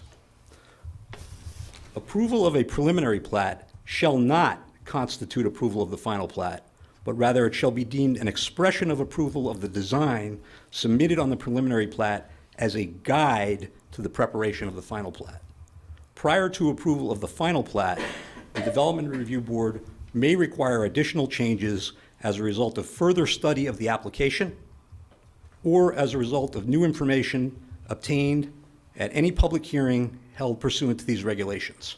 I don't think it could be any more clear that these issues, including riparian connectivity, are fair game on final plat. And I think that's especially true here, although I would say this even if we didn't have 2 new members, where we have 2 new members considering this application.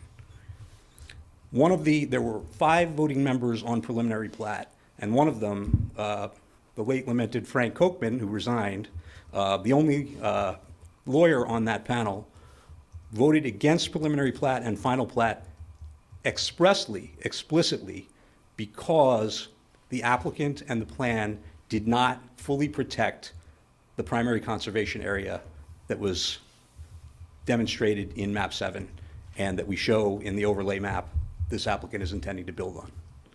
So I think that is entirely fair game for the entire DRB, including the 2 new members, to consider and reconsider, and I submit with the utmost respect that it should be reconsidered in light of, if nothing else, this video. A picture is worth 1,000 words. I would say this video is worth 1,000,000 words. This shows what we're trying to protect, and to sacrifice that on the altar of housing density and the devastation that that would cause to this part of South Burlington and the wildlife that depend on that corridor is just simply, we think, beyond the pale. Now, I do want to comment briefly on the TDR issue. It's detailed at length in my letters, so I'll summarize it quickly. There was a bylaw that existed in the city for several years that was invalidated by the environmental court in conjunction with a project totally separate and unrelated to this one. This is Dorset Meadows, the project that resulted in the invalidation, the court invalidation of the TDR bylaw is called Spear Meadows. So in the Spear Meadows case, what the environmental court said was that the city's TDR bylaw, and TDR is of course transferable development rights, is both invalid because it does not comply with the state enabling statute, which authorizes Vermont towns and municipalities to adopt TDR bylaws, and separate and apart from the fact that it didn't comply with the statute, it was unconstitutionally void for vagueness because it allowed the DRB unfettered discretion as to whether to grant excess TDR density, and if so, how much. In that case, the base density of the parcel was 31 units, much smaller project than this. Under the then existing TDR bylaw, the DRB could grant anywhere from 1 additional unit to 32 up to 104. And what the environmental court said in the February 28th, 2019 decision, which I litigated on behalf of the neighbors in that case, was that that unfettered discretion was unconstitutional. So how does that relate to this project? This project is dependent on, and I don't want to misquote it, I had seen the reference 68 transferable development rights units originally, but I think that may have been up to 71. Whatever it is, it's a lot, okay? In the Spear Meadows case, where the court invalidated the TDR bylaw, we're talking about 17 TDRs. Here we're talking about at least 68, if not 71.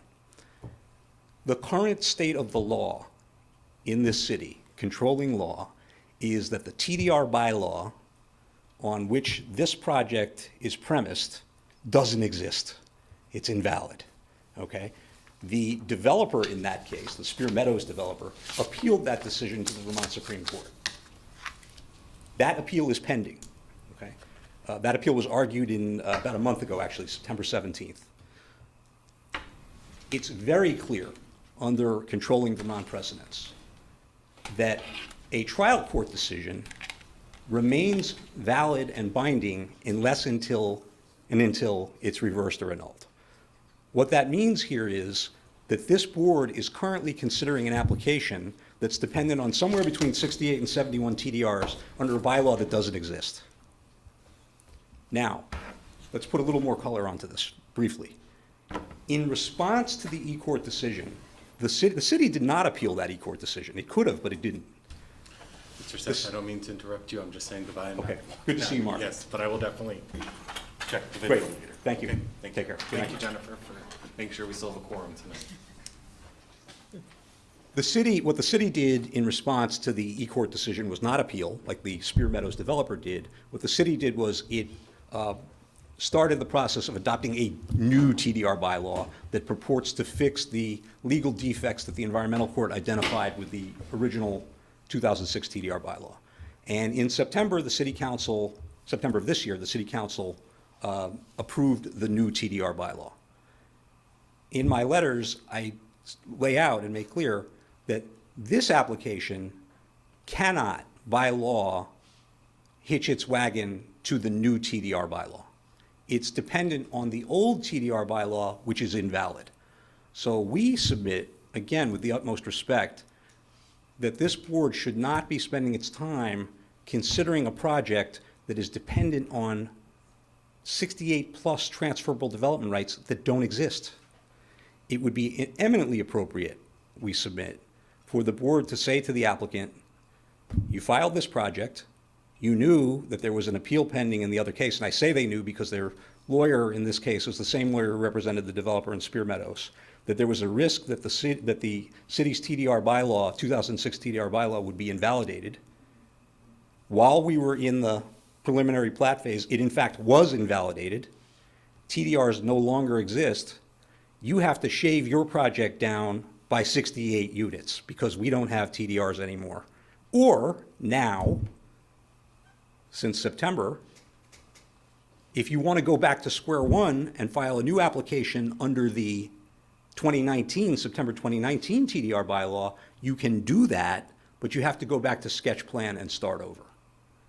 So either we submit they need to chop their plan by the number of TDRs, 68 to 71 units, because they don't exist, or they need to reapply with a new sketch plan under the September 2019 TDR bylaw for whatever appropriate number of units they think they can apply for under that bylaw. One last point, and this concerns something that I heard the chairperson allude to, is the adjustment of the boundary line of the zoning district. And this is referenced in my November 1st letter.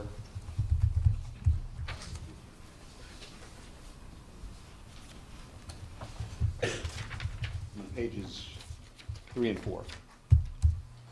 What's happened here, among other things, is that the applicant has asked the DRB to move the boundary line of the SEQ NRP district. And NRP, is, as you know, is Natural Resources Protection.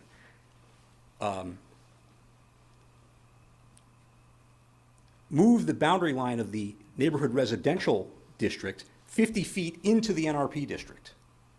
In other words, take 50 feet along a long strip where no construction could take place and readjust that boundary line so it's no longer NRP, but now neighborhood residential NR. I can think of no conceivable reason why anybody would want to do that other than that they want to build more houses.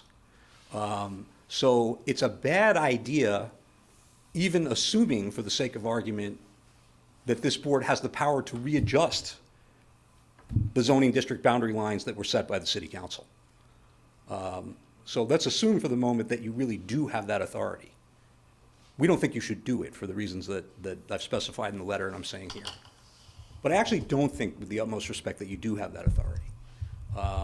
The LVRs say that the boundary lines of a zoning district can be adjusted by the DRB. However, the power of the city council to do that, we don't believe can just be delegated to the DRB. So there's nothing in state law that says that a municipal panel such as the DRB could adjust a zoning district boundary line. And if this goes to court, and I think, I hope it doesn't, but I think there's certainly a realistic possibility that it could. One of the arguments that we would intend to make would be that it's not appropriate to adjust the boundary line. A, because it's a bad idea, and B, because it really isn't authorized. So whether you buy the argument that it's a bad idea and/or the argument that it's not legal, we don't think that the DRB should encroach into the specialized NRP district, which has its own set of protective regulations, and turn it into neighborhood residential just so an applicant can build more houses. And with that, I think I heard the bell go off. Thank you. I think you summarized your letter very well. Thank you. And I'm happy to answer any questions, or try to. Yeah.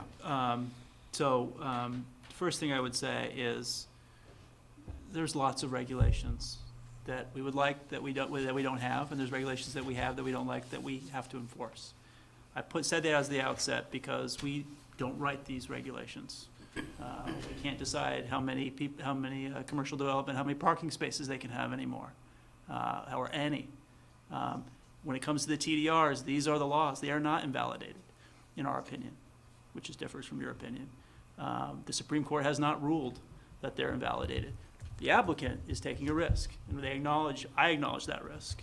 In June, and I did again today, and I think they would accept it, that if they push ahead with TDRs, with a project dependent on TDRs, that they run the risk that the E-Court and then the Supreme Court could rule, hey, South Burlington, that's illegal, you can't do that. In which case, any project that comes before us won't have any TDRs. The Planning Commission will have to determine what the appropriate policy to encourage density and open space, which is what they designed this in 2006 for. I don't know what that's going to look like. It's going to take a court case to figure it out. Same thing with the zoning that you brought up, moving the zoning boundary line. That's been our practice based on the LDRs. We have done it for other projects. If this is viewed to be invalidated, it won't be by us. We don't get to pick and choose which regulations we enforce. We enforce the regulations that are written by the Planning Commission and agreed to, voted on by a 3-2 majority by the City Council, which is elected by the people of South Burlington. Map 7, your third argument, as Frank did in previous hearings, I see this as an issue for our city to deal with, and I think it may take a court case in order to deal with it. We have an approximation on Map 7 of where this area should be, and I appreciate Mr. Chalnick's representation of it. But the fact of the matter is I think Map 7 needs to be, in my personal opinion, we need more detail because it's an approximation. I don't know if this is the correct approximation, and that's why we have relied and we continue to rely on field mapping done by experts and the Agency of Natural Resources. And if that comes back and says, no, that's in the wrong area, I mean, that's our guidance. That's our independent authority with regards to where the areas of wetlands where you can't build.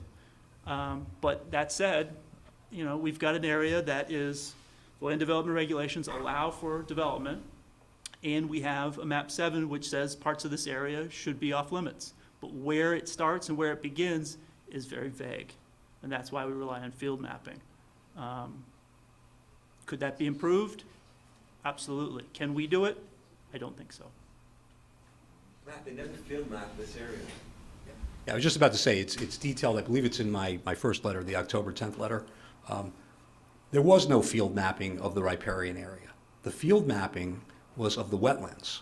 And it's very interesting because there is a wetlands map. And in the LDRs, this is a bright line distinction between wetlands on the one hand and riparian areas on the other. They're very different. What the LDRs say about wetlands, and Paul, please correct me if I'm wrong, is a developer can either rely on the wetlands map or, in the alternative, field delineate the wetlands. By contrast, when it comes to riparian areas, which is what we saw in the video when I started, there is no option for field delineation.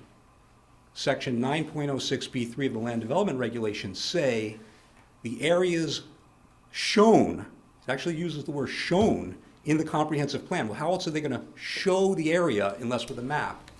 Are to be protected and are off limits to development. So the only thing, there's no field delineation option, and there was no field delineation in practice here of the riparian area. I think you can see in the video that the riparian area is pretty substantial, but leaving that aside, what the city did to avoid confusion as to where the riparian area is they mapped it. And they mapped it in part based on state resources such as BioFinder. You're referring to map 7. I am, map 7. And then what the city council did was it incorporated that map by reference in the LDRs, specifically 9.06B3, giving the map the force of law. So we may think, I don't think so, but it sounds like you might, that there's some gray areas around the periphery of map 7. I don't think so, okay? But there's no question, and I don't think this applicant has ever questioned this, and they've had many opportunities to, that there are multiple dwelling units proposed in what could not be disputed is a protected riparian area.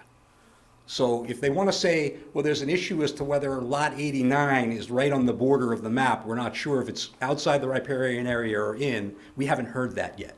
But there are, I believe, dozens of units that are in what is uncontested riparian area. So we submit, with the utmost respect, this board should not be entertaining putting in development in an area where the state and the city have said there is to be no construction. And by the way, one last point on this. Don't feel sorry, please, for this applicant. This applicant acquired this land on speculation well after map 7 was published and in the plan and adopted by reference in the bylaws. So they should not be surprised at all to hear this argument or to hear this board or any court say you can't build in this area. Thank you. Thank you for that. Is there any questions for Mr. Seff specifically from the board before I make sure I hear from anyone else that wants to speak in the public and allow some final comments from the applicant? Okay. Thank you, Mr. Seff. Thank you very much. Is there anyone else in the public that has a comment? Sure, step forward. Hi, good to see you. You state your name for the record. Frank Landry. Hey, Frank. South Burlington resident and taxpayer in South Burlington. So I'm actually in favor of development, especially this development. I'm a resident here and a business owner in South Burlington. I moved here about 5 years ago, leaving an old home in Burlington to a nice modern house in the cider mill. And it's been really incredible to watch that development grow and the diversity we have in there, young couples, young families, children, retirees, walking paths. I can walk to work. And people can afford homes there. What we lack here is, remember, Vermont isn't growing in population. South Burlington is, and people want to live here, just like you said. Wonderful place to live, convenient for everybody, but there's not enough housing. There's a lot of $1 million homes on the golf course with big lots. Some of us like smaller lots, more efficient homes that we can afford the taxes on and maintain. And I think that development of the cider mill, if you walk through there, you'll see this type of people. You'll see kids playing in the yards, people enjoying their homes, enjoying their weekends in an affordable house. The problem is we don't have enough in South Burlington. House across the street from me sold about 3 months ago, 5 offers in 1 hour. Okay, that's what we're seeing. Go up there, there's nothing for sale, they sell in a week or two. We don't have enough homes like that. This quarter is full of development, okay? Anyone driving up this road would think, when's the next development coming? It's a place where people want to live. It's a very convenient place to be. Bicycle paths, walking trails, all connected. So I'm in favor of this, and I'm hoping my two children that want to live in South Burlington will be able to buy a house in this development. So I'm a proponent, and I think other taxpayers, we just heard we want to build a $200 million school. We just built the city center. Where's the tax base coming from when people want to live here? Where's the development going to be? So I'm a proponent of getting more families into South Burlington, which I think the schools need. Thank you. Thank you, Frank. Appreciate it. Any other comments from the public? Come on up.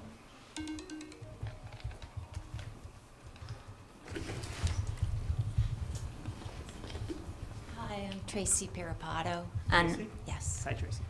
I have to disagree with the gentleman that just spoke. When I first moved to South Burlington, we've been here 12 years, and I thought at that time it was like too developed. And I look at Cider Mill, and I look at South Village, and I look at O'Brien, and there's tons of new housing going up. And as he said, that Vermont is not increasing in size, nor is it increasing in jobs. And I see our community becoming a commuter or a suburbia. And if you look at like Canada, some of the areas of Canada, it's very high density and very little open space. And I feel like our town is turning into that to some extent. In terms of this property, and I've mentioned this at another meeting, you're putting in 150 units, which are all dumping their pesticides and sewage, et cetera, into this wetlands, which is then going to pollute our creeks and our lake, which is a big concern for us right now in the whole Vermont area and the whole Burlington area and South Burlington area.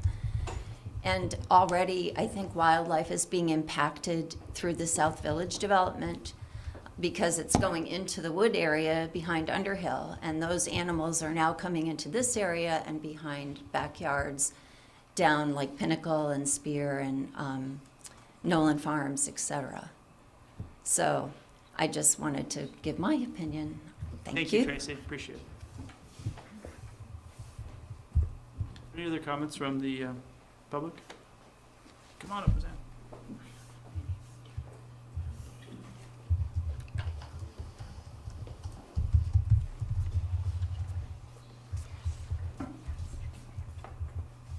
Good evening. My name is Roseanne Greco. I shouldn't be here. Today's my anniversary, but my husband is working, so I did send you all a letter in chance I didn't arrive, but here I am.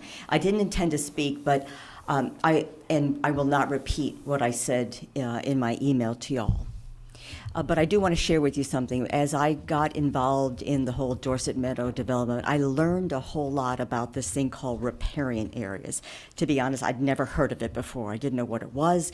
I actually minimized it until we had a speaker. I think he spoke before the City Council or the Planning Commission, and he specifically was talking about these riparian areas, and I did some more research and I read about them.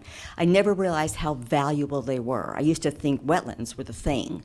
But apparently these riparian areas are the one that filter the pollutants and the pesticides and our environmental contaminants from getting to Lake Champlain. They are integral. So it's not just a little stream or something.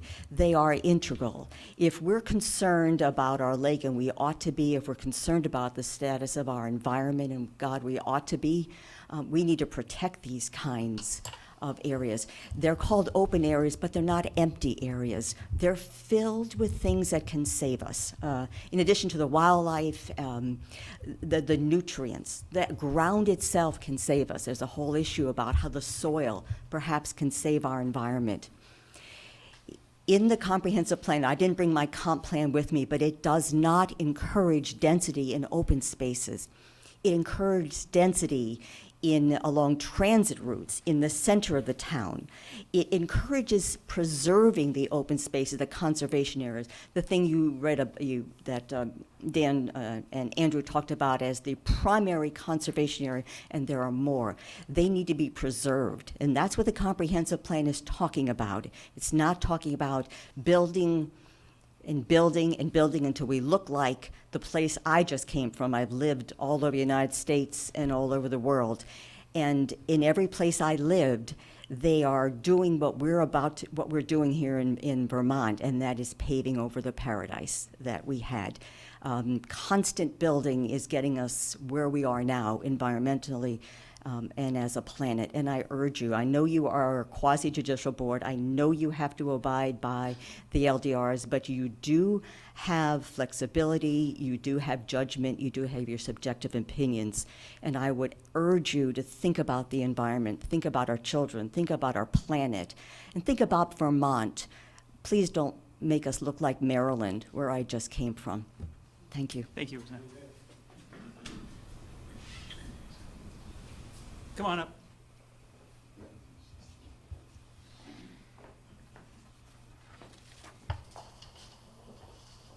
Dunia Partilo, South Burlington resident. I'm sorry, can you identify yourself again? Dunia Partilo. I live near the area where development is being proposed. And I've been up here a few times trying to defend the wildlife. And I come up here again because there's new members that I would like them to hear a little bit what happened. Many things, but anyway, I'm gonna focus on one of the issues with some species. So last July, me and my neighbor Luis, who lives also really close to the area, we both witnessed the bobolinks babies, okay, that they come, well, they nest every year. They mowed over all the new land, all the land, when these birds were nesting. And so we saw them flying out and their nests were there. So all that was destroyed by the mowing. We saw that with our eyes in desperation, okay? My neighbor Luis and I, only us saw that, only us, okay? So when this gentleman says, building about, new houses, yeah, that sounds really nice hypothetically, but who is defending, who is protecting the animals, okay? Humanity is selfish by default, and we are only thinking about our benefits, destroying the environment in all kinds of ways, okay? And so I had to speak up, and many residents are feeling like I am. The majority, okay, unless they have a benefit or a profit that they want to benefit from development because of money, okay? And so this is what happened. These animals are not, they have not come back. We haven't seen them again. We have not seen them. And we see that there's a decrease on wildlife. In that area, there's a lot of animals, different turkeys, there is a lot of deer, that if they build all the immensity and the insane density that they want to do, we won't see anything else. These animals, they don't have anywhere else to go, okay? They are going into the houses pretty much because they're in desperation. If we take that land away, it's just going to be devastating, okay? So I think to make a decision this big to permit this development or not, it needs a lot of thought. Something that it cannot be, at least for the new members, that is the first time you guys have seen these arguments. Please think about the animals, because it's very severe what could happen to all the species. And that's why it's a riparian area. We've seen it. Thank you very much. Thank you.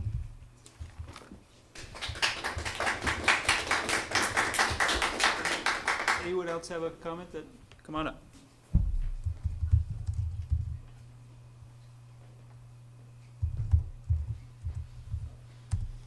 Hi, I'm Barbara Service. I live Barbara. in Summer Woods. I don't live in the southeast quadrant.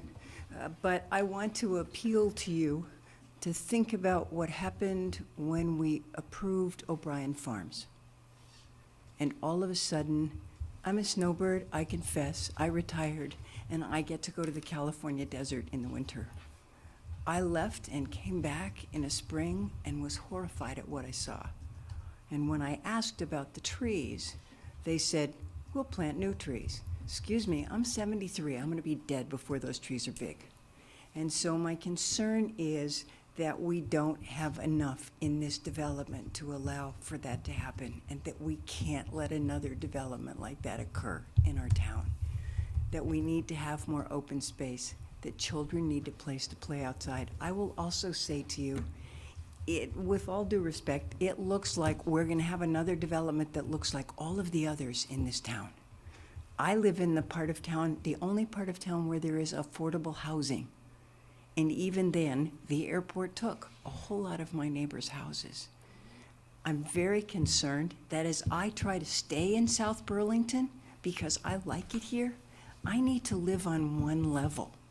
And there isn't a place for me to live.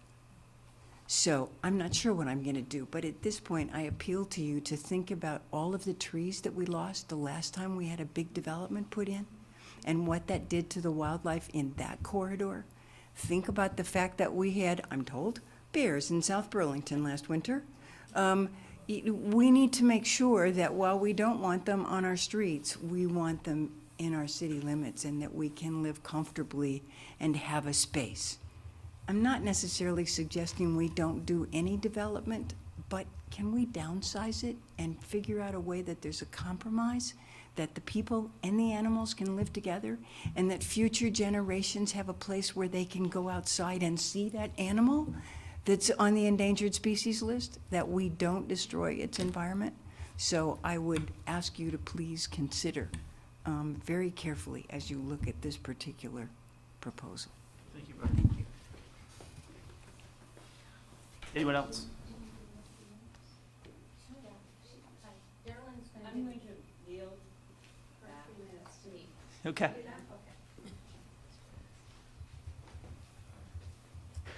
Can you state your name for the record? Louise Hammond. Hi, Louise. Hi, yeah.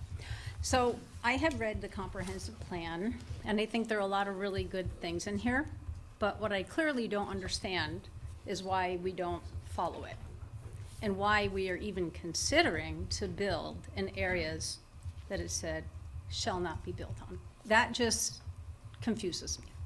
It seems pretty simple.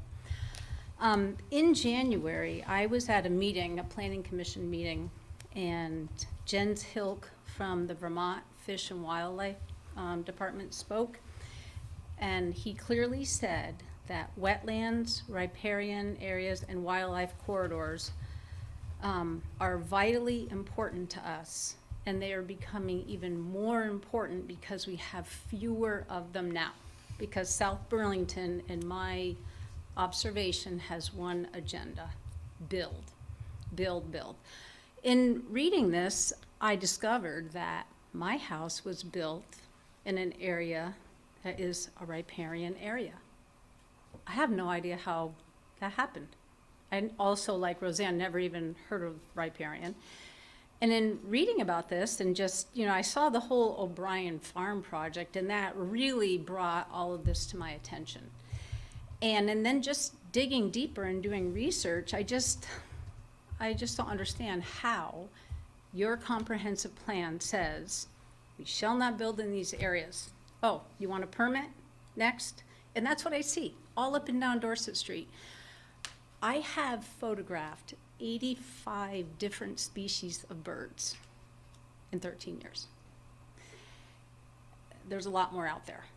There's so much that we don't see that lives in that area. And I think we need to pay attention to it, because we're just paving over their homes, and we're doing it knowingly. And you cannot build another bird. You can't make another deer. And once you snuff it out, like O'Brien Farms, it's too late. But it's not too late for this precious, sacred ground. And I really appreciate what you do. I'm sure it's not easy. And I just ask that you really think it over as you make a conscious decision on what the right thing to do is. Thank you. Thank you, Louise. Would anyone else like to speak? Okay. Thank you for making your comments. I'd like to ask the applicant a few questions and provide you an opportunity to address some of the questions, specifically some of the issues brought up by Mr. Seff, and in particular dealing with the field mapping, map 7, and the riparian corridor. Yes. Yeah. So, map 7. So I think my understanding was Mr. Seth said that the city of South Burlington mapped the riparian corridors as shown on map 7, and that is incorrect. The city has never mapped any of the riparian corridors, just as they haven't mapped any of the wetlands or any of the other features shown on map 7. Almost all the information on map 7 comes from the state GIS, the BioFinder. The BioFinder material clearly says that it's not to be used for statutory purposes, that all of the information shown on the BioFinder needs to be field verified. It's the same thing we've said from the beginning. Now, Mr. Chelnick passed out some good information to the board earlier this evening. And I'm going to read a portion of what he highlighted. And this is on page 3 of what he passed out. It's under surface waters and riparian areas, map interpretation. All right, if you'd like to turn to the 3rd page, you can follow it with me. It says, as mentioned above, layer number 1 depicts the center lines of rivers and streams in Vermont, along with outlines of lakes and ponds. The riparian area data set was built around these center lines through estimation of a width for each water body, and then by adding a buffer to capture the floodplain. The overall width is therefore based on a combination of factors that include the relative stream size and the physical landscape characteristics. Now, we met with Rebecca Pfeiffer from the A&R. Rebecca Pfeiffer is in charge of the stream corridors for this portion of the state. Our mapping showed the wetlands, and then we show a 50-foot buffer from the wetlands. So at the narrower spot, we're about 150 feet wide. Obviously, as you move down the corridor in places, we're much wider than 150 feet. Rebecca Pfeiffer verified that the buffer that we show on this plan encompassed the wetland buffer, and the 500-year floodplain as shown on the state maps. Therefore, we met this criteria exactly as in this document. We did exactly what this document says. Map the center line of the stream, map the buffers, make sure you include the entire floodplain. That's the reason we had the email from Rebecca Pfeiffer saying that she was satisfied with the riparian area that we showed on this plan. Now, Mr. Seth, during the video, also referred to this wetland as the Great Swamp, but that's incorrect. It's not the Great Swamp. The Great Swamp is located to the west and is part of the Natural Resource Protection District. This is well east of the Great Swamp. So, from what we've said from the beginning, we've contacted all the appropriate state agencies. We've hired a wildlife biologist. We had an RTE study done, rare and threatened endangered species on the property. We had the wetlands reviewed by the state of Vermont and by the Army Corps of Engineers. We had the river corridor person out there, Rebecca Pfeiffer, who followed this criteria that Mr. Chelnick passed out to the T. And we've complied with all applicable regulations. So we feel that we have a project here, and as we know, typically the A&R is the one who enforces, this portion of the project. But in our case, we think we've dotted the I's, we've crossed the T's, we've done everything that we're supposed to protect this corridor through here. And I would mention that the majority of the area shown on that video is part of this protected corridor. It's roughly 100 feet wide. On Halloween, we had a large storm, as we're all aware. We had 3.3 inches of rain recorded on the 31st, and that night we had another 0.6 of an inch of rain. That's 3.9 inches of rain that fell. 3.9 inches is a little bit more than the 25-year storm for the city of South Burlington. So what we're looking at here is a result of a 25-year storm. Now, to reach the edge of the floodplain, the water elevation would have to be essentially the same as the low spot in Nolan Farm Road, and we're nowhere near that on this photo. So can I just, so I understand, and you're working with the state to follow these rules, and commend you for that. I guess, how does that interplay with the map itself? The map, just let me finish for a second. Yeah. So the regulations, I don't think reference the working with the state or having the state sign off? How does that, like, our job is to look at the regulations. The regulations refer to this map. What should we be looking at? Or why should we be looking at sort of how the state interprets riparian zones? Well, first of all, there's a disclaimer on the map. That And there is on the road map as well. there is I on mean, all the maps. Right. And so when you look at the map and you look at where the data came from, right? So you have a map and you look at where the data come from the map. The data came from the biofinder, from the state GIS. If you read about the biofinder and the state GIS, their data, they specifically tell you that it's subject to field verification. Now, if you rely strictly on the map. But are we to say, so I understand that, but maybe the city decided at this point that this is where we want it, not it's going to shift to be field verified. I'm not saying that's what I believe, I'm just saying that is that a reasonable interpretation of, as I'm looking at these regulations to enforce them? It's not the interpretation that the board has typically taken. When we come before the board with different projects, the board always requires that we field delineate the wetlands, we field delineate whether there's rare and endangered species, we field delineate, whether there's any other features that show up on that map that we need to pay attention to. So for instance, if I came in front of the board and say, well, your map doesn't show any wetland, so I don't have to worry about wetlands. Well, I think the board would say, well, not so fast. We think there might be wetlands, so you need to go out and field delineate it. And if someone came and if your map didn't show that there was a rare and threatened or endangered species on the property, but yet there was, I'm sure the board wouldn't say, well, it's not on our map, so we're gonna ignore it. You can go right ahead. Yeah, so this is sort of the inverse where it is on the map. Ways. So that's where I'm struggling So because historically, it is. we've always mapped. We've always mapped the wetlands because the map, to be honest, is wildly inaccurate. The map doesn't show the wetland complex that we show. The map has circles on it, literally has circles. So, I mean, there's no way anyone was intending that the circle was an area where you don't build versus where you do build.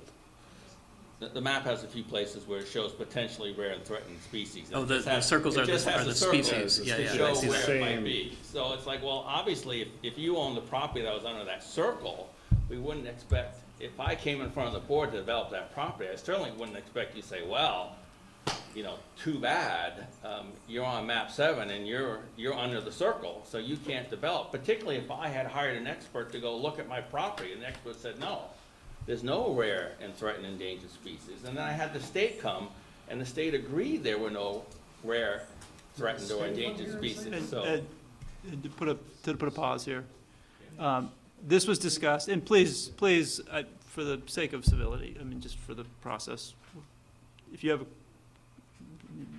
thank you. During preliminary, for Jim and Don, who weren't here on the board, this was discussed in detail at preliminary plat. We, at the time, had asked for a legal opinion, which we do from time to time, and we have that document, which we can share in executive session, along with all the other concerns that we have heard here tonight from the public and from the applicant. We're now in a position where we have to discuss whether or not we close this hearing and set the 30-day clock to discuss whether or not it's appropriate to have a vote, or whether we hold because we need more information, or out of courtesy to Mark, who had to leave, if he has any follow-up questions for the applicant. Paul? Just that once you close, you have 45 days. Sorry, 45 days. Thank you for correcting me. Paul, do you have any thoughts about continuation versus closing in terms of what we heard tonight? Mark had the opportunity to pose questions during that time. He said he'd review, so I don't know that he necessarily would have additional questions, but that's really up to you. None of us are in his head. Jen, Don, or Jim, is there anything else that you would like to hear before I do that? The significance is if I close it, if we close it, we stop hearing testimony and we stop hearing public comments. And then we have 45 days to consider all of the evidence before us. And we can ask questions to staff, of course, and talk amongst ourselves. But we don't introduce further public comments or further evidence from the applicant. Does it have to be an open session when the thing is closed? Once you've closed, you would generally deliberate in a Right, closed but if session. Mark needs a couple days just to review the tape. We would have to notice it, and at that time, Well, if he's reviewing the tape, he can do that as part of his Right. deliberation because it's already been shared publicly. Right. Right. So you might, start your deliberations a few days from now after he's had a chance to review it. And But then- it does not have to be public again. Right. If you close it. Right. Because everything that he's seeing is the same thing that you've seen, if you choose to do that. Does that answer your question, Jennifer? Enough. go ahead. Yeah, I guess in furtherance of my question from earlier about sort of the preliminary plat versus final plat, I guess in looking at 1508 B3C, I think it would be, I read that as giving me a right to ask a question about something that is already at least written as closed in the preliminary, or at least in the final plat. So I would like to ask a question about traffic on adjacent streets. Okay. So, and I understand that there was a traffic study. I would just like, as a person whose family crosses the intersection at Spear and Nolan Farm Road as a pedestrian and as a left turner several times a day or several times a week as pedestrians. It's dangerous now, and I understand it's not always fair for the next developer to be responsible, but there are a lot of developments going up and it's currently unsafe. And I know you did a traffic study, and I've reviewed the discussion on that, but I would like, I haven't heard anything in person. I know that it's currently sort of at a level of service D for left-hand turns. I just wanted to, I guess for the record, state that as a pedestrian, as somebody who's always picking up the pedestrian sign that is always knocked over by a car, it's not safe in its current condition. And so adding a development where a lot of the people are going to be adding to that traffic and having more people trying to scoot out in front of cars that are frankly going 45, 50 miles an hour. And then also with the Underwood property perhaps being developed with attractions for kids who are going to be crossing Spear Street at that intersection. It is a concern of mine. I just want to know how that has been considered and addressed. Yes, I'll talk about it a little bit. Our traffic consultant who prepared the report isn't here tonight, but we did look at the intersection of Spear and Nolan, and you are correct that in the no-build condition, that is without the project, it currently is a level of service D with a delay of 31.3 seconds on average. And I understand that that And traffic with studies the- do tend to yeah. focus on left-hand turners, but maybe less on the people who are trying to actually walk or bike to see the sunset there at dusk. And so it is a dangerous situation. So I just wanted that to be sort of part of the consideration. Okay. So, to your point, or your question, Matt, I think I've certainly heard a lot of very passionate speakers tonight, and I have a lot of questions during deliberation. I think this is a very difficult decision, but I'm not a lawyer. I've listened to the legal arguments. I'll have some questions for our staff. But I think I have as much as I need. I don't think any more information is going to help me make a decision. I think discussing among the board members and staff is what I need to do. Jen? Yeah, ditto. Okay, well then I move that we close continued final application SD 1927 Dorset Meadow Associates LLC. Mr. Chairman, there's several hands up here. Hi. Matt, can I speak one comment? So public comment technically closed, but if it's a quick response to what you've heard, that's fine. The key question here is, did they map this resource? They're mischaracterizing their email. Why don't you ask them to bring in their specialist? She can speak to what it is she mapped and what she didn't map. It's such an important question that they're mischaracterizing, and you're not getting the benefit of what really happened. I just want to take a couple seconds. The video that was shown, that field, a great deal of that field used to be hayed. It's not hayed because no one knows it. Well, my property, which is abutting south, was hayed, and I have the video that I'd like to send for you to look at of what the 3.5 feet of water from 3 inches of rain looks like, covering half of the field, washing out my driveway, and I've sustained about $6,000 in damage just from that storm. Luckily, my house is high, but that entire field was flooded, waist deep. Thank you, Don. I would move that we close continued final plat application SD 1927 Dorset Meadows Associated LLC. We have moved a second. All in favor, say aye. Aye. Those opposed?